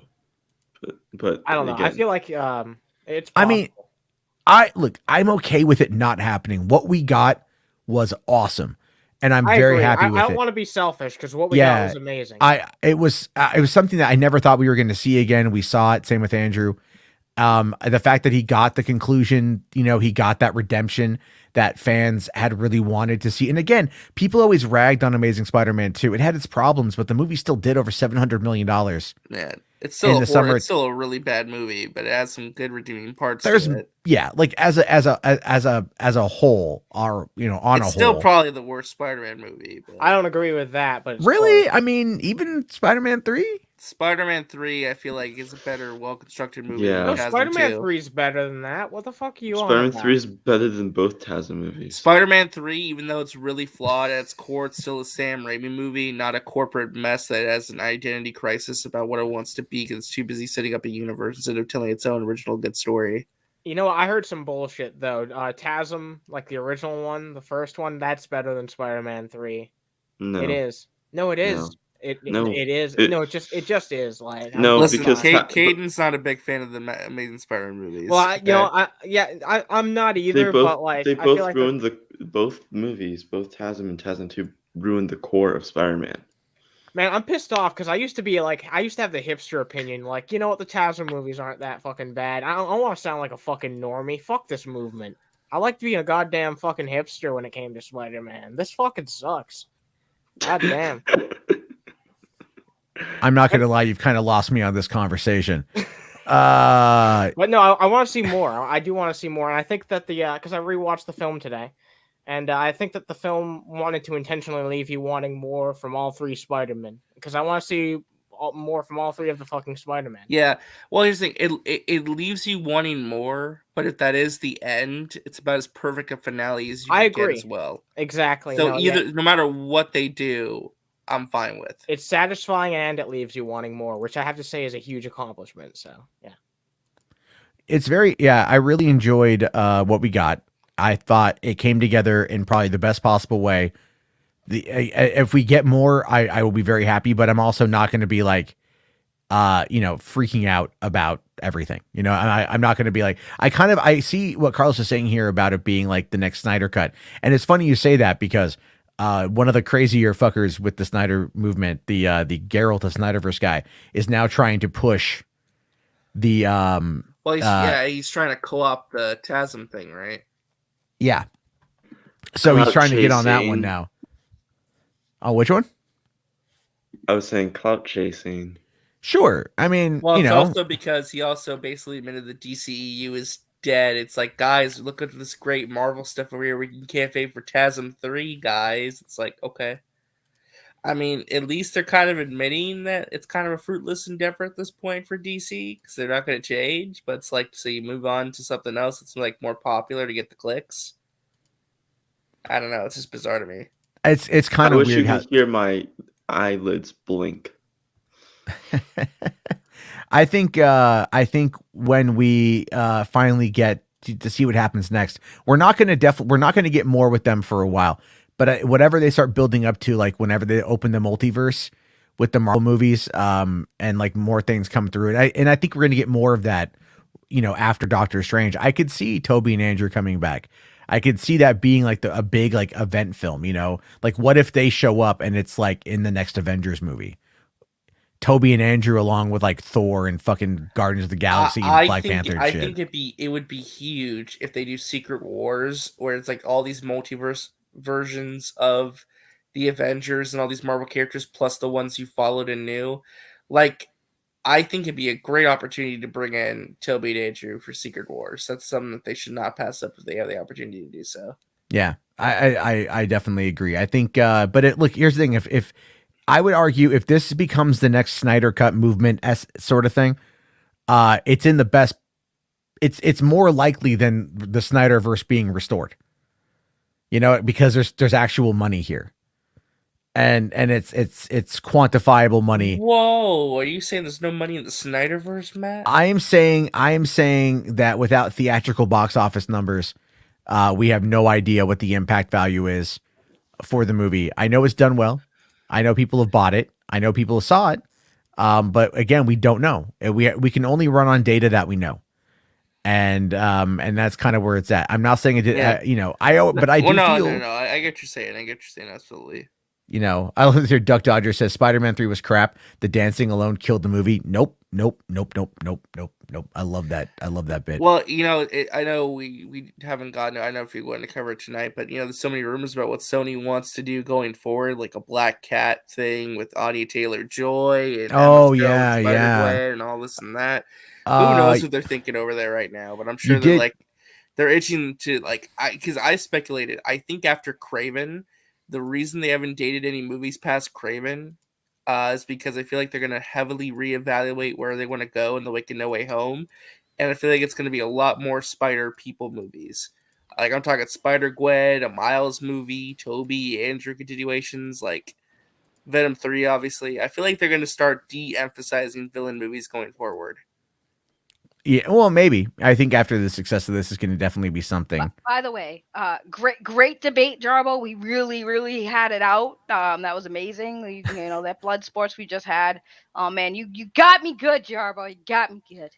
Yeah, I was hoping you two would yell at each other more. I was a little disappointed. This is the thing. Me and Jarbo, we don't like fight. Like, oh yeah, that's a good point, Saggy. That sucked. Huh. Yeah, I mean, well, we don't like what do you guys expect? Like, you're wanting two people who are friends who've had many conversations, and even if we don't agree with each other, neither one of us has ever gotten. This is what they're expecting, Saggy. Nah, not with me and Jarbo. I could never I don't know what it is. I will argue with RJ for some reason, but when it comes to Jarbo, I don't feel like. Is this because you like to hear yourself talk? No, it's because I like to hear Jarbo talk. That is true. Whoa. No, it's true. I like having conversations with Jarbo because he. Yeah, she really likes his voice. Hey, Jarbo does have a very nice voice. You should hear him when he does the accents. So that's what really gets me going. Oh yeah, we were doing that the other night. We are doing different accents for a while. So you were doing a Cockney accent. You're doing yeah. Здравствуйте. Yeah. Well, see. Yeah, that one. All I said was hello. Yeah. All right, get the bucket ready. Oh yeah, need a bucket and a mop for this wet ass pussy. Don't make me get Sasha out. We'll start playing. We'll start playing that Cardi B track. Jarbo. Ben Shapiro had a problem with that song. Ben Shapiro had a problem with that song because he realized he doesn't get his wife that wet. Oh no, his wife is dry as a saltine cracker, baby. Yeah, he was like, I think that's a medical problem. I'm like, no, that's not a medical problem. That's just a you problem. That was my first introduction to WAP too. I was like, what the fuck is this song? I don't even know what the fuck this song is. I actually like that song. I do. And it was Matt Jarbo singing it. Of course you do. No, I like it for one. I think I like Megan Thee Stallion, so there's that. Yeah. Cardi B hit or miss, but look, I'll tell you this, man. I remember back in the 90s, Lil' Kim. And I liked Lil' Kim too because she looked good. and that girl was dirty as fuck, and I liked Yes. it. So, you know, because here's the thing, I feel female sexuality in our society is so subdued, right? Like you don't hear women in a public or pop culture sense oftentimes talk about an orgasm or talk about what they want, you know? Like, so that song coming out and it's just like park that Big Mac truck right in my little garage, it's just like, damn, you know? Damn. And then the music video was definitely interesting. It was I would argue that was a global phenomenon. That song was WAP. Yeah. So Well, update Wow. on the Richard Newby story. He says he's done covering DC news. Well, he said, I believe he's more so specified he's done covering the Snyder topic and like the Yeah. press and fandom in that regard. Hey Matt, there should be a song just called "Flawed," and it can become a viral. Good job, sensation. guys! You pushed out Richard Newby, one of your biggest supporters. Good job, guys. yeah, I mean that's the problem is these guys is the Snyder people end up pushing everybody away. Now we don't even talk about it like really nicely anymore. Now we just make fun of them. You know, and of course I'm gonna get in the comment section. Well, that's the problem. And I feel like you and Saggy and I have been saying this for so long. It's like all the good, normal, quote unquote people, the more rational people have been pushed away. And what the fandom once was has been turned and twisted so much that's unrecognizable to where we were just about 8 months ago. It's a fandom menace. Yeah. Yep. I mean, shut the fuck up. Shut the fuck up. Go back to your foreskins. All right. Talking. Somebody say Don't mind if I foreskins? do. Oh, did you miss that joke earlier, Saggy? No, I heard it. I just Okay. heard it again. I came back. That was- I'm sorry. I was supposed to I am gonna toot my own horn for how funny I think that is. Oh my I god, think you're I was- such a friggin' nerd. I am a nerd. I don't give a shit. You're Go a skin fucking your own nerd. horn. Big fucking Maybe nerd. later. Wait, what?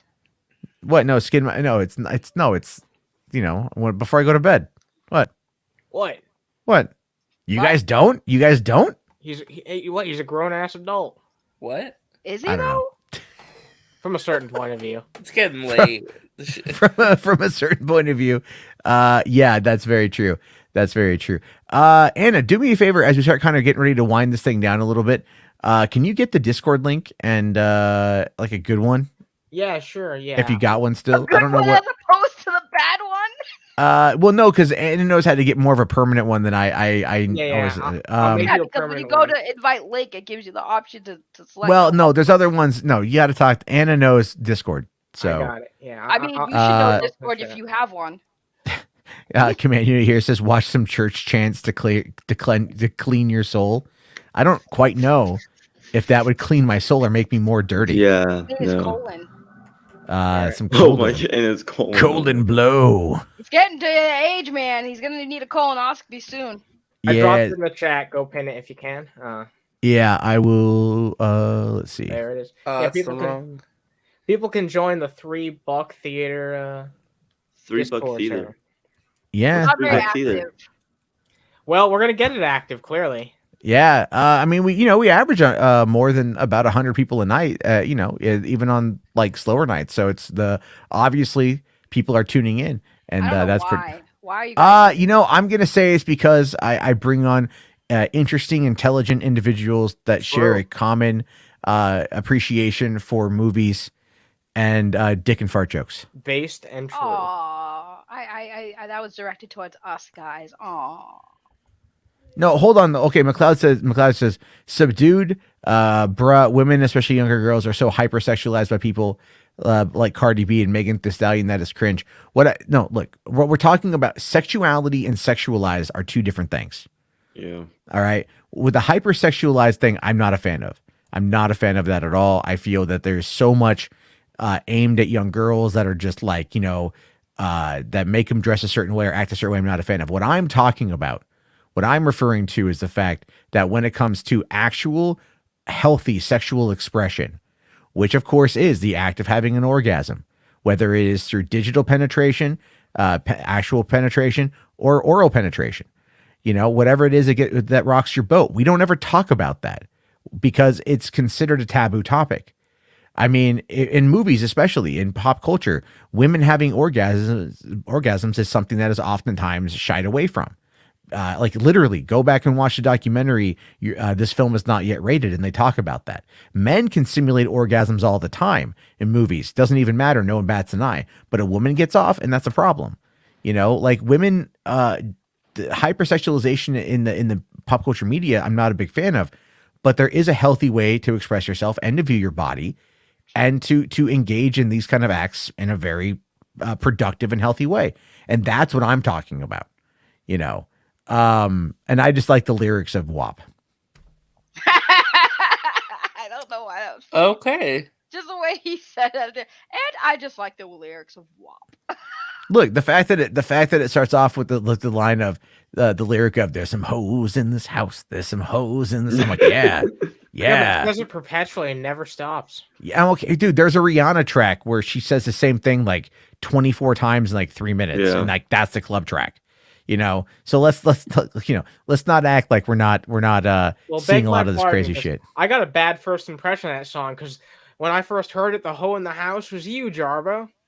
That's right. I tried doing a cover of it, and I sent it to Anna, and it was bad. And I was like, Jarbo's no, don't always show the this hoe to your in the viewers. house. Don't post this. Don't post this. There's Yes. some hoes in this house. I spared your hoes viewers. in Yeah, it was this house. really bad. It was really bad. It was funny though. It was really funny though. I will give you that. It was funny. Yeah, Music Mania says everyone should come and express themselves in a healthy, mature way. Yes, mature. Yes. I like mature. Yeah. What is mature?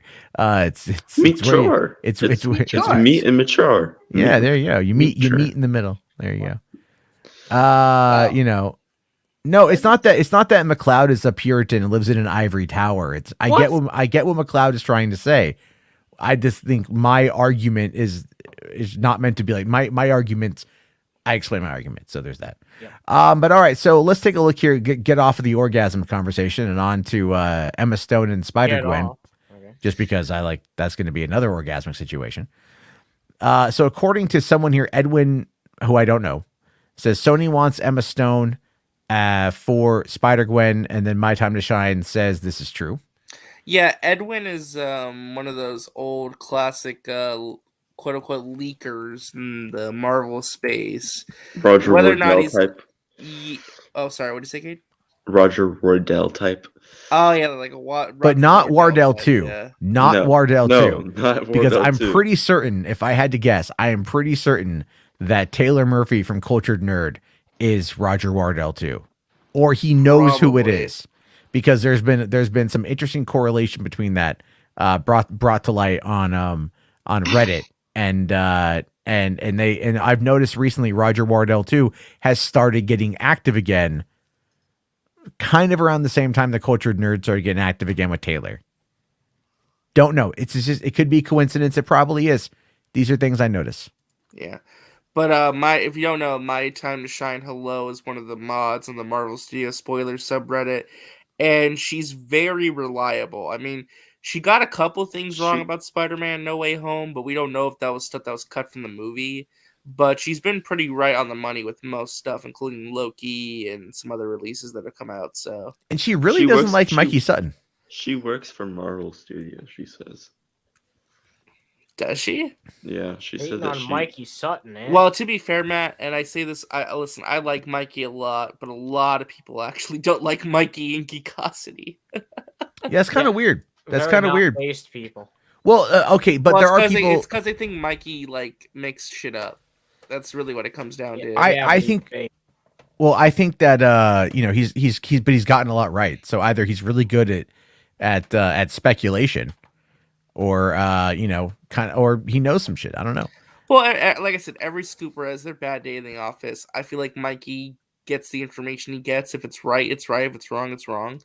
I mean, I mean, he conducts himself in such a way though that he's more honorable and tolerable than most other scoopers who like fight amongst themselves and act like shitheads. So, yeah, yeah, basically, and I think I would argue, if you want my honest opinion, as much as I like Syl, I feel that Syl has kind of like, kind of put Mikey in that position to where he is disliked as a result, because I think they tie Syl and Mikey together, and I think they don't like Syl.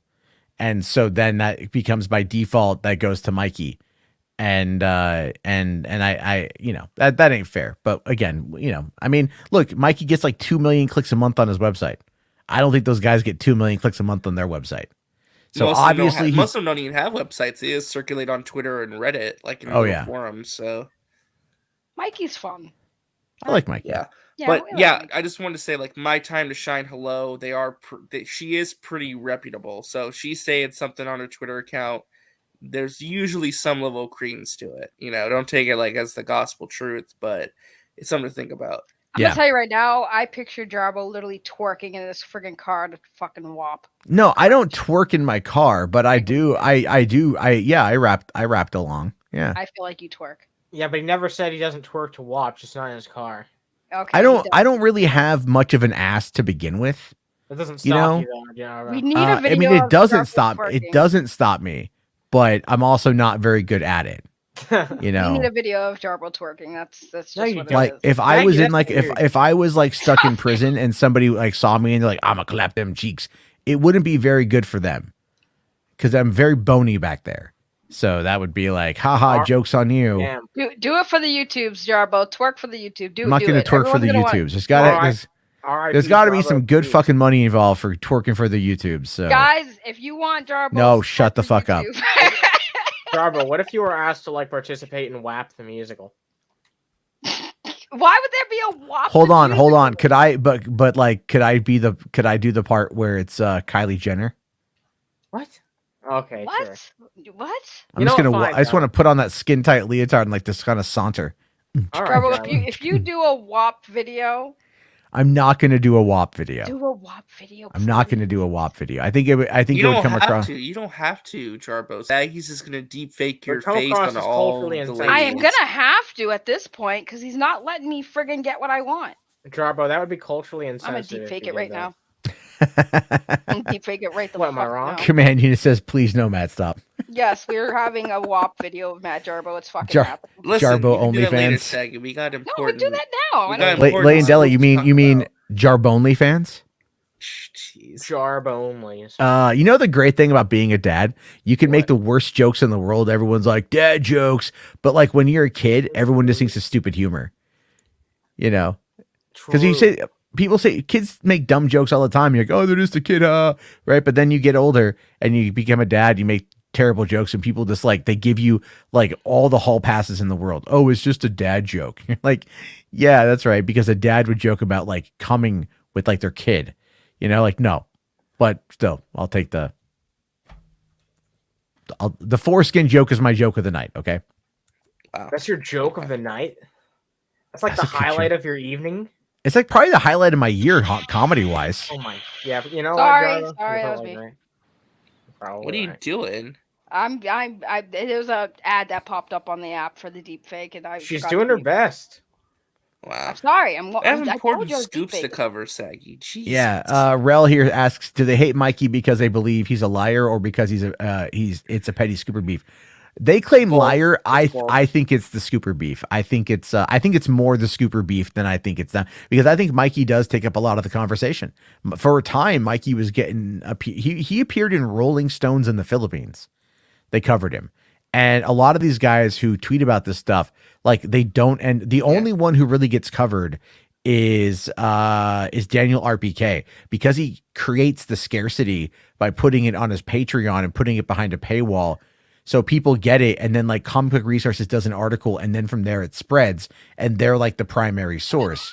So I think that's a big thing about that. Well, actually, like even just now, I was going to mention it too, related to who you have up on the screen. Do you remember Ember on Main, the person who leaked all that stuff about No Way Home, from like the costumes and the Green Goblin outfit and all that stuff? Yeah. Yeah, you remember her, right? So now she's saying that My Time to Shine Hello is stealing scoops, and she's a BS artist, and that she's not really as legit as people think she is. And I'm like, what is with all the scooper beef? Like it's like a infighting, man. Where it's like all these scoopers really just hate each other. Again, a lot of it's ego. They're fighting over these scoops because literally their livelihood. They put themselves in a position where they're like trying to make their livelihood on this shit because they probably got a few good scoops that really made the money come in good. Yeah, they're addicted to that. So this one's again. I don't know why Kevin Feige hates Agents of S.H.I.E.L.D. if this is true. He really just does not want to associate with that show. The Netflix stuff he's fine with, but this Agents of S.H.I.E.L.D. is like, nah. It's possible that actually, I can give you the exact reason why if that's the case. I'll speculate for a second here. I think it has a lot to do with the turmoil surrounding Jeff Loeb and Ike Perlmutter. Remember, Feige was building up to Inhumans. That was on the docket. That was going to come out in 2018. And that was, if you watch Agents of S.H.I.E.L.D. season 2, it sets up the Inhumans. In season 3, we meet the Inhumans. And that was 2015, I believe. And then, or 2016. And so from there, they want, then they started to diverge. Agents of S.H.I.E.L.D. went its own way. The movies went their own way once Kevin Feige and Ike Perlmutter had the break in 2015. And so I think that everything that Feige was building up for, but wouldn't that also connect to Netflix though? Because that was run by Jeff Loeb as well. But it wasn't. But again, they never had any tangible connection to anything. If you go back and you watch the first season, the first 2 seasons actually of Agents of S.H.I.E.L.D., they tie in timeline wise with the movies. Well, they keep referencing them too. Well, there's also an 8 episode arc in the tail half of season 1 that ties up with Captain America Winter Soldier. And didn't one of the episodes also explain why the Avengers found where Baron Strucker was and attacked his base? Yes. And even one of the Hydra agents that was in the Agents of S.H.I.E.L.D. season 2 was actually at that base that Baron Strucker was at in the opening of the movie. They were also, by the way, Sam Jackson appeared as Nick Fury at the season 1 finale of Agents of S.H.I.E.L.D. So that's weird to me though, because that show really connects to the MCU in such a major way that's nah, we're good. That one's not canon. The one that's kind of iffy as to whether or not it could be canon, we'll make those canon. It's just really weird to me. You think it'd be the other way around, but I guess you're right in regards to the Jeff Loeb thing. Yeah. Also, you like what Madrid was saying. Also, because of Agents of S.H.I.E.L.D., we had Inhumans, and if you make Agents of S.H.I.E.L.D. not canon, then you also make that not canon. So now you have open opportunity to reboot your own Inhumans. But if you make Agents of S.H.I.E.L.D. canon, but not that Inhumans thing canon, then you make part of the show canon, but not the whole show. So it's a very confusing thing where it's is Max on the show right now? Right. All right, guys, we have a very, very interesting special break here. Get your super chats ready for this. I need you guys to throw it down because we've got a special little presentation from Miss Saggy Melons. It's Megan the Stallion. What's she doing? Oh, she twerking. Now, look at that. Look at that. Who that? Oh, that's me. I got a nice ass. I don't Jesus know why. Christ. Look at that. Look at that. I don't know why it starts over their face, but then when she does her little magic trick, it's Matt Jarbo. Bam. What in the world is this? I don't know why it did that to Matt Jarbo's face, but I love it. Look. Matt. It's wait, what? Ready? Wop, wop, wop. Matt. Wop. Jesus Christ. What? And she puts her head down as it turns into Matt. Oh my god. That's why it was the perfect weirdest thing. It literally just turns into Matt. I don't know why it did that, but that's the best thing ever. There we go, William. Oh my God, my brain is on fire. He's so confused right now. Is what's Caleb? What the fuck? Music man, command unit. No, we're just gonna leave that play the entire time as we talk about Marvel Scoops, guys. No, we'll take it out. I don't want to scar everyone too much on that one. I do. And there's still the Well, I was gonna ask, what character do you think is being recast for Agents of S.H.I.E.L.D.? Who's coming in the MCU in Ant-Man 3, if it's real? Quantumania, I think it's gonna be Fitz or Simmons. Really? You think Bill Murray is gonna play Fitz or Simmons? Why would it be Bill Murray? Uh-oh, Caden let something slip. Oh, I saw that rumor too. Actually, I saw that floating I around. really Uh-oh, did. I Caden. really Caden did a pulled an big oopsie oopsie. there. I did a big oopsie there. There was a Um, rumor that Bill Murray's playing somebody we've seen on Agents of S.H.I.E.L.D. So before. would he? Uh-oh. Who would he be playing then? Coulson?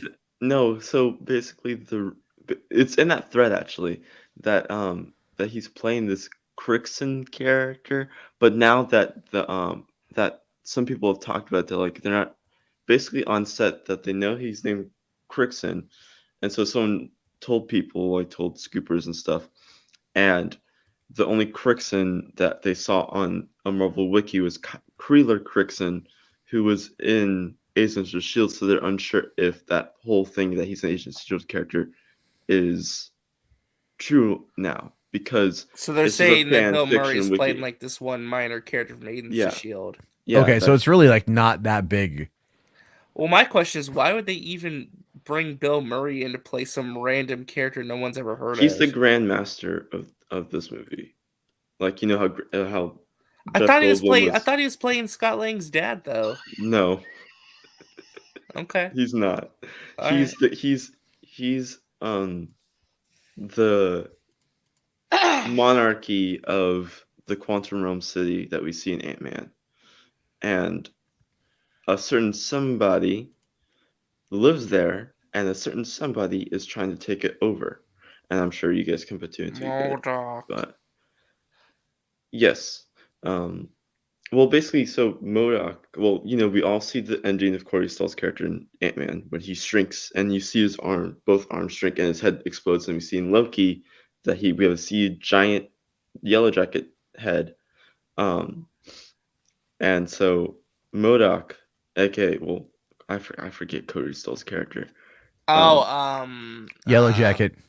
Well, Well, no, yeah, his name's but Yellow Jacket, but like his actual name, Darren Cross. Darren yeah, Cross. Darren Cross is a citizen now of Quantum City, which Quantum City is filled with all these monsters and weird deformed things, and Bill Murray's character is the king of it, and he's also takes advantage of certain citizens like Darren Cross, and then Kang is trying to take it over so then he can have a area where he can take over time throughout. Okay, that's interesting. Yeah. That is very interesting. But there was one more, right, Matt? I think. Yeah, there's one more. There's one more, and that's this one here. According to giant freaking robot. Whoa, they're saying giant freaking robot might have got something right. I don't know. Apparently, so Anya Taylor-Joy wanted for Black Cat movie. That does make sense. Well, I will wait, say this. I a will say Black this. I'll Cat say movie this. or being in Spider-Man 4? For Black Cat movie. I don't know about that. I'll say this. How does a person know about a script that hasn't been written? Especially Spider-Man 4. So Caden is implying that My Time to Shine a Low is bullshitting us. Because Spider-Man 4 had script and overall concept is still being planned, but has it been written? No. But if it's a Black Cat movie, though. Oh, Black Cat movie? Yeah. That can still, I'm sure, well, we all know the Silver and Black. Is that what it's called? What was it called? Silver Yeah, it Sable, was. Black Cat? Yeah, that's what they were trying to do a long time ago. Yeah, and that got canceled, but then like we heard that rumblings of them trying to refix that into into like splitting the two projects apart into two different movies. So maybe, you know, that's back in things, because who knows? With Black Cat and Silver Sable, we see that Silver Sable is getting traction again after the Spider-Man PS4 game. And Black Cat is getting traction again after the end of No Way Home. So No. I 100% believe that Black Cat will be in Spider-Man 4, but I don't believe that they'd be stupid enough to give her own movie and separate that character from Tom Holland. No, they won't. But I do think that there is some projects that they did announce with the Sonyverse isn't really a Sonyverse thing, rather than but it is an MCU project. Yeah, like Craven. I think yeah. Craven is an MCU project, not Sonyverse. Which is so weird because Quicksilver exists, and that's Well, Aaron you can Taylor Johnson. Well, Craven has a big beard, big hair, and this big scar on his face. Yeah, While but Quicksilver is a still. bald, well, not bald, like shaven guy with a white hair. You can Yeah, tell that you still, can't. it's still kind of a weird thing for me. That I don't know about that. But then again, Sony being Sony, because they liked his performance in Bullet Train, so they were like, "Hey, let's get you in one of these Marvel movies. We have Craven, your action hero, here." So Yeah, I mean, they listen, weren't thinking about Aaron the Taylor whole. Johnson could be a great Craven. I'm just He can be. He can be, and I like. Finally, holy Oh, shit! we're having a conversation, Sagi. It Jesus. took you long enough. We're having a conversation. I hold the phone. Sorry, I have to at this point. I listen, what you guys are about to see will shock you, will frighten you, and will give you a lot of nightmares. Will it arouse them though? I promise nothing. I promise. It took you so long to notice that. I promise nothing. So this is damn. Damn. Zeno says nothing shocks me anymore. I don't know, bro. Is I it don't weird know. that he actually looks really good on that body though? Even with the beard, like it's like so weird. He looks so good. If he takes It's a really well manicured goatee, to be honest with you. Aggie, stop hitting on female Jarbo. Bro, I mean, I'd can't. hit it. I'd hit it. That's weird, Jarbo. Jagger, I'm out. Caleb, this is my last straw. Gesture, therapy. I just want to say this is your fault. Darth Arcipio, nice jugs. Thank you. Isn't that I can't forget what Jenner and what Kardashian? Kylie, right? It's Kylie, right? I don't know which Is one that it is. I don't. Jenner's? Yeah, it's I don't Kylie. care which one it is. We know it's not Caitlyn. Yeah. Vincer says Matilda Jarbo is thick.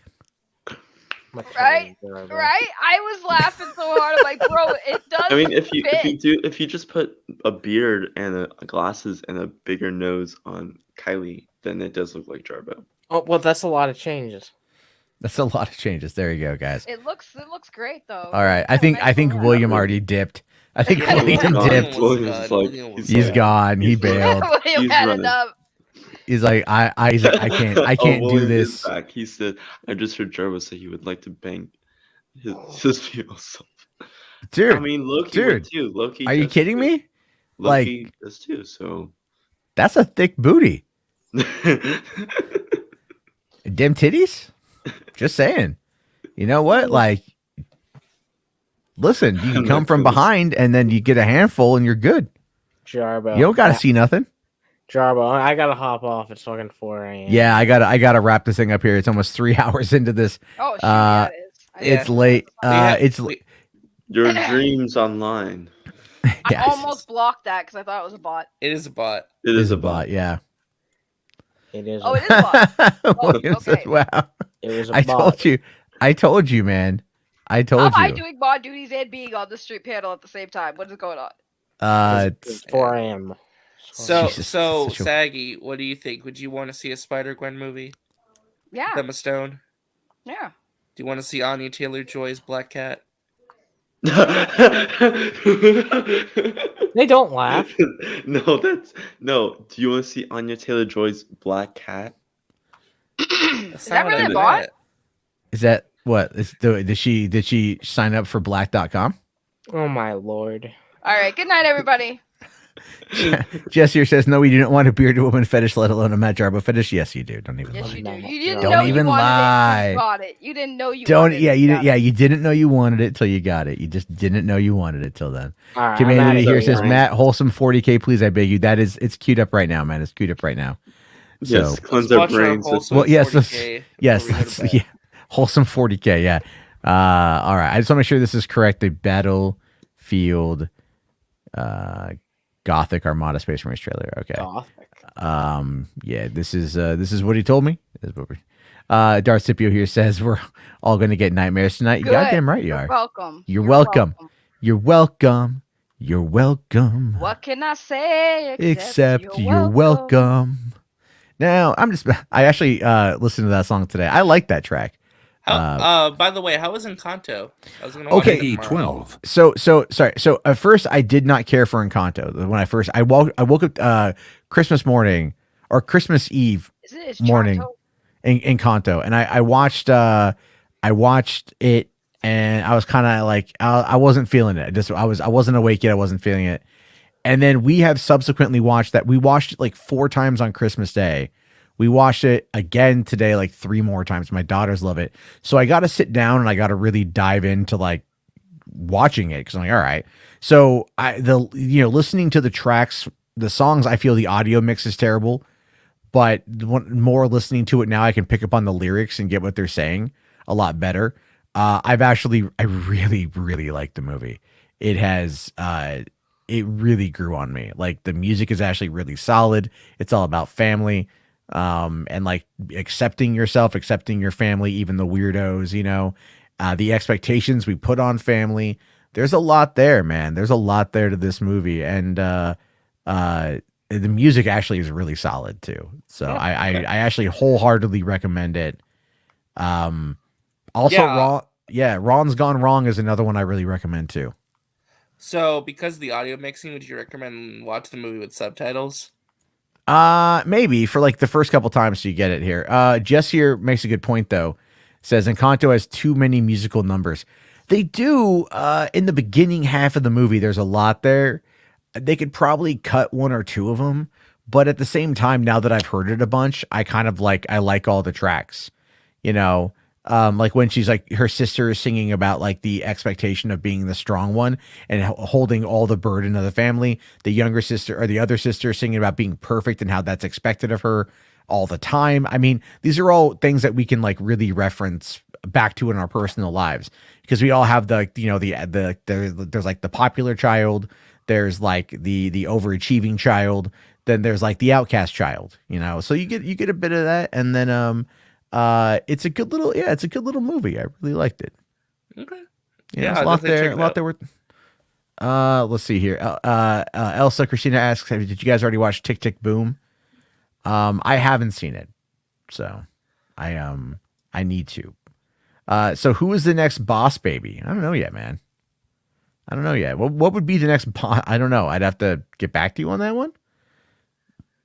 So, all right, let's check out, all right, sorry, I guess, hold on, you said Derek J. White just passed away?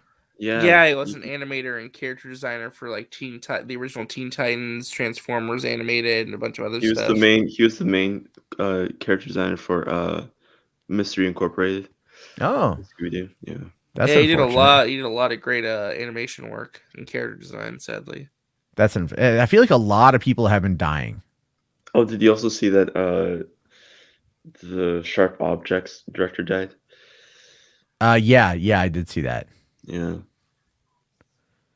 Let's see here. He's only 49 years old, man. That's wow. Yeah. I mean, like, that sucks. It's a real shame. This article I'm looking at here on deathmilitia.com is like, they even like list his like net worth of being around $17 million. And that's like one of the sources claim that Derek J. White has a net worth of around $17 million. What the fuck, man? That's some shit right there, man. The fuck? I don't know. That's, okay, those websites are always kind of weird. Anyway, let's do some wholesome 40K. Wholesome 40K. All right. Yeah, I know, command unit. Okay, let's check this out. Chasing the arch-heretic and his planet killer towards the Eye of Terror is the greatest test I have ever faced. But my soul is armored in faith. The Imperial Creed guides me, banishing all doubt or regret. The Emperor stands with us, and I have felt the purity of his righteousness. I have witnessed his glory burn away the darkness. I have seen the Imperium's indomitable ferocity unleashed upon its countless enemies. I saw courage and honor displayed in the Emperor's name. I saw the unwavering loyalty and righteousness that he inspired. No fortress could withstand the Emperor's wrath. No fury could overcome his protection. The Emperor's light cleanses even the darkest corruption, sunders even the strongest curse. His glory brings salvation to those who embrace his ideals. Even the fallen are offered a chance of redemption in the Emperor's service. Through death, sacrifice, duty, honor. These are what the Emperor requires of us.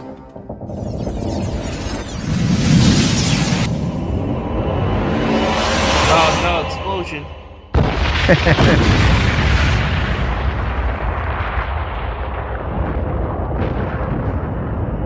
We have located Solar Admiral's spire. He is gravely injured. Send the sanguinary priest. We cannot allow Abaddon to escape.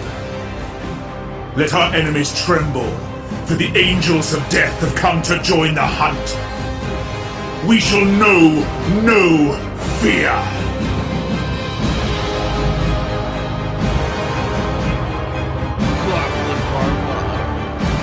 All right. I know that 2022 is going to be a pretty Warhammer packed year based upon some of the things that I've seen. So, Like John Hodgson says, is there like a single like green planet?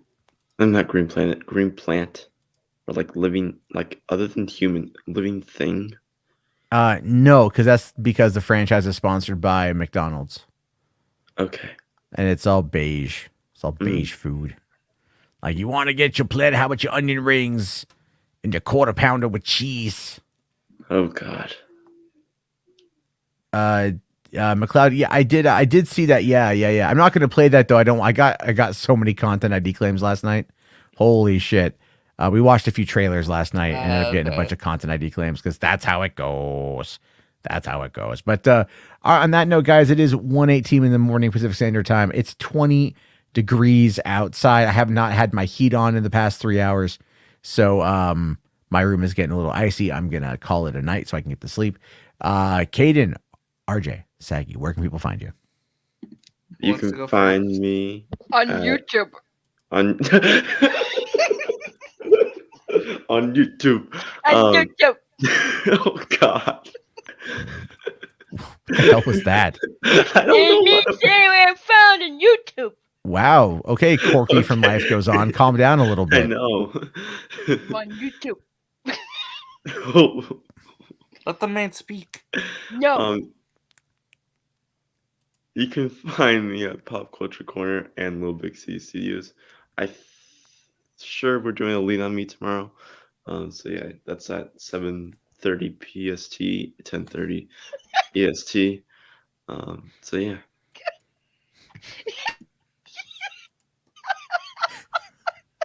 Are you okay? Saggy, are you good? Matt keeps muting me. I keep unmuting my. I don't know what she's talking about. I don't know what she's Anyway, you can find her over at Saggy Melons with a Z, not an S, on YouTube and Twitch. There you go, Saggy. I did the plug Hey, for you. burn your eyes if you want to with the S.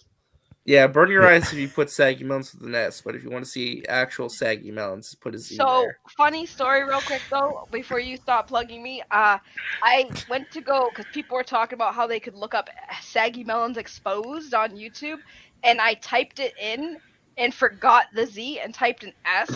Oh Let me no. just tell you that my eyes, Saggy Melons Exposed is not something you want to misspell God. in the YouTube. Yeah. Oh my God. Oh my God. As for me, you can follow me at Oh, can I Resident do it? Justice for Can I do yours? No, because I had to announce a couple things. Yeah, real quick. well, okay. You guys can find RJ at Resident Justice on YouTube, and he's got a bunch of lovely streams upcoming that he's going to talk about right now. Oh, okay, thank you. Yeah, that's Resident Justice or Twitch, YouTube, Instagram, all that good stuff. Tomorrow, let me check real quick. Tomorrow at 4:30 p.m. EST, I'm actually doing that stream I've been meaning to do for a while.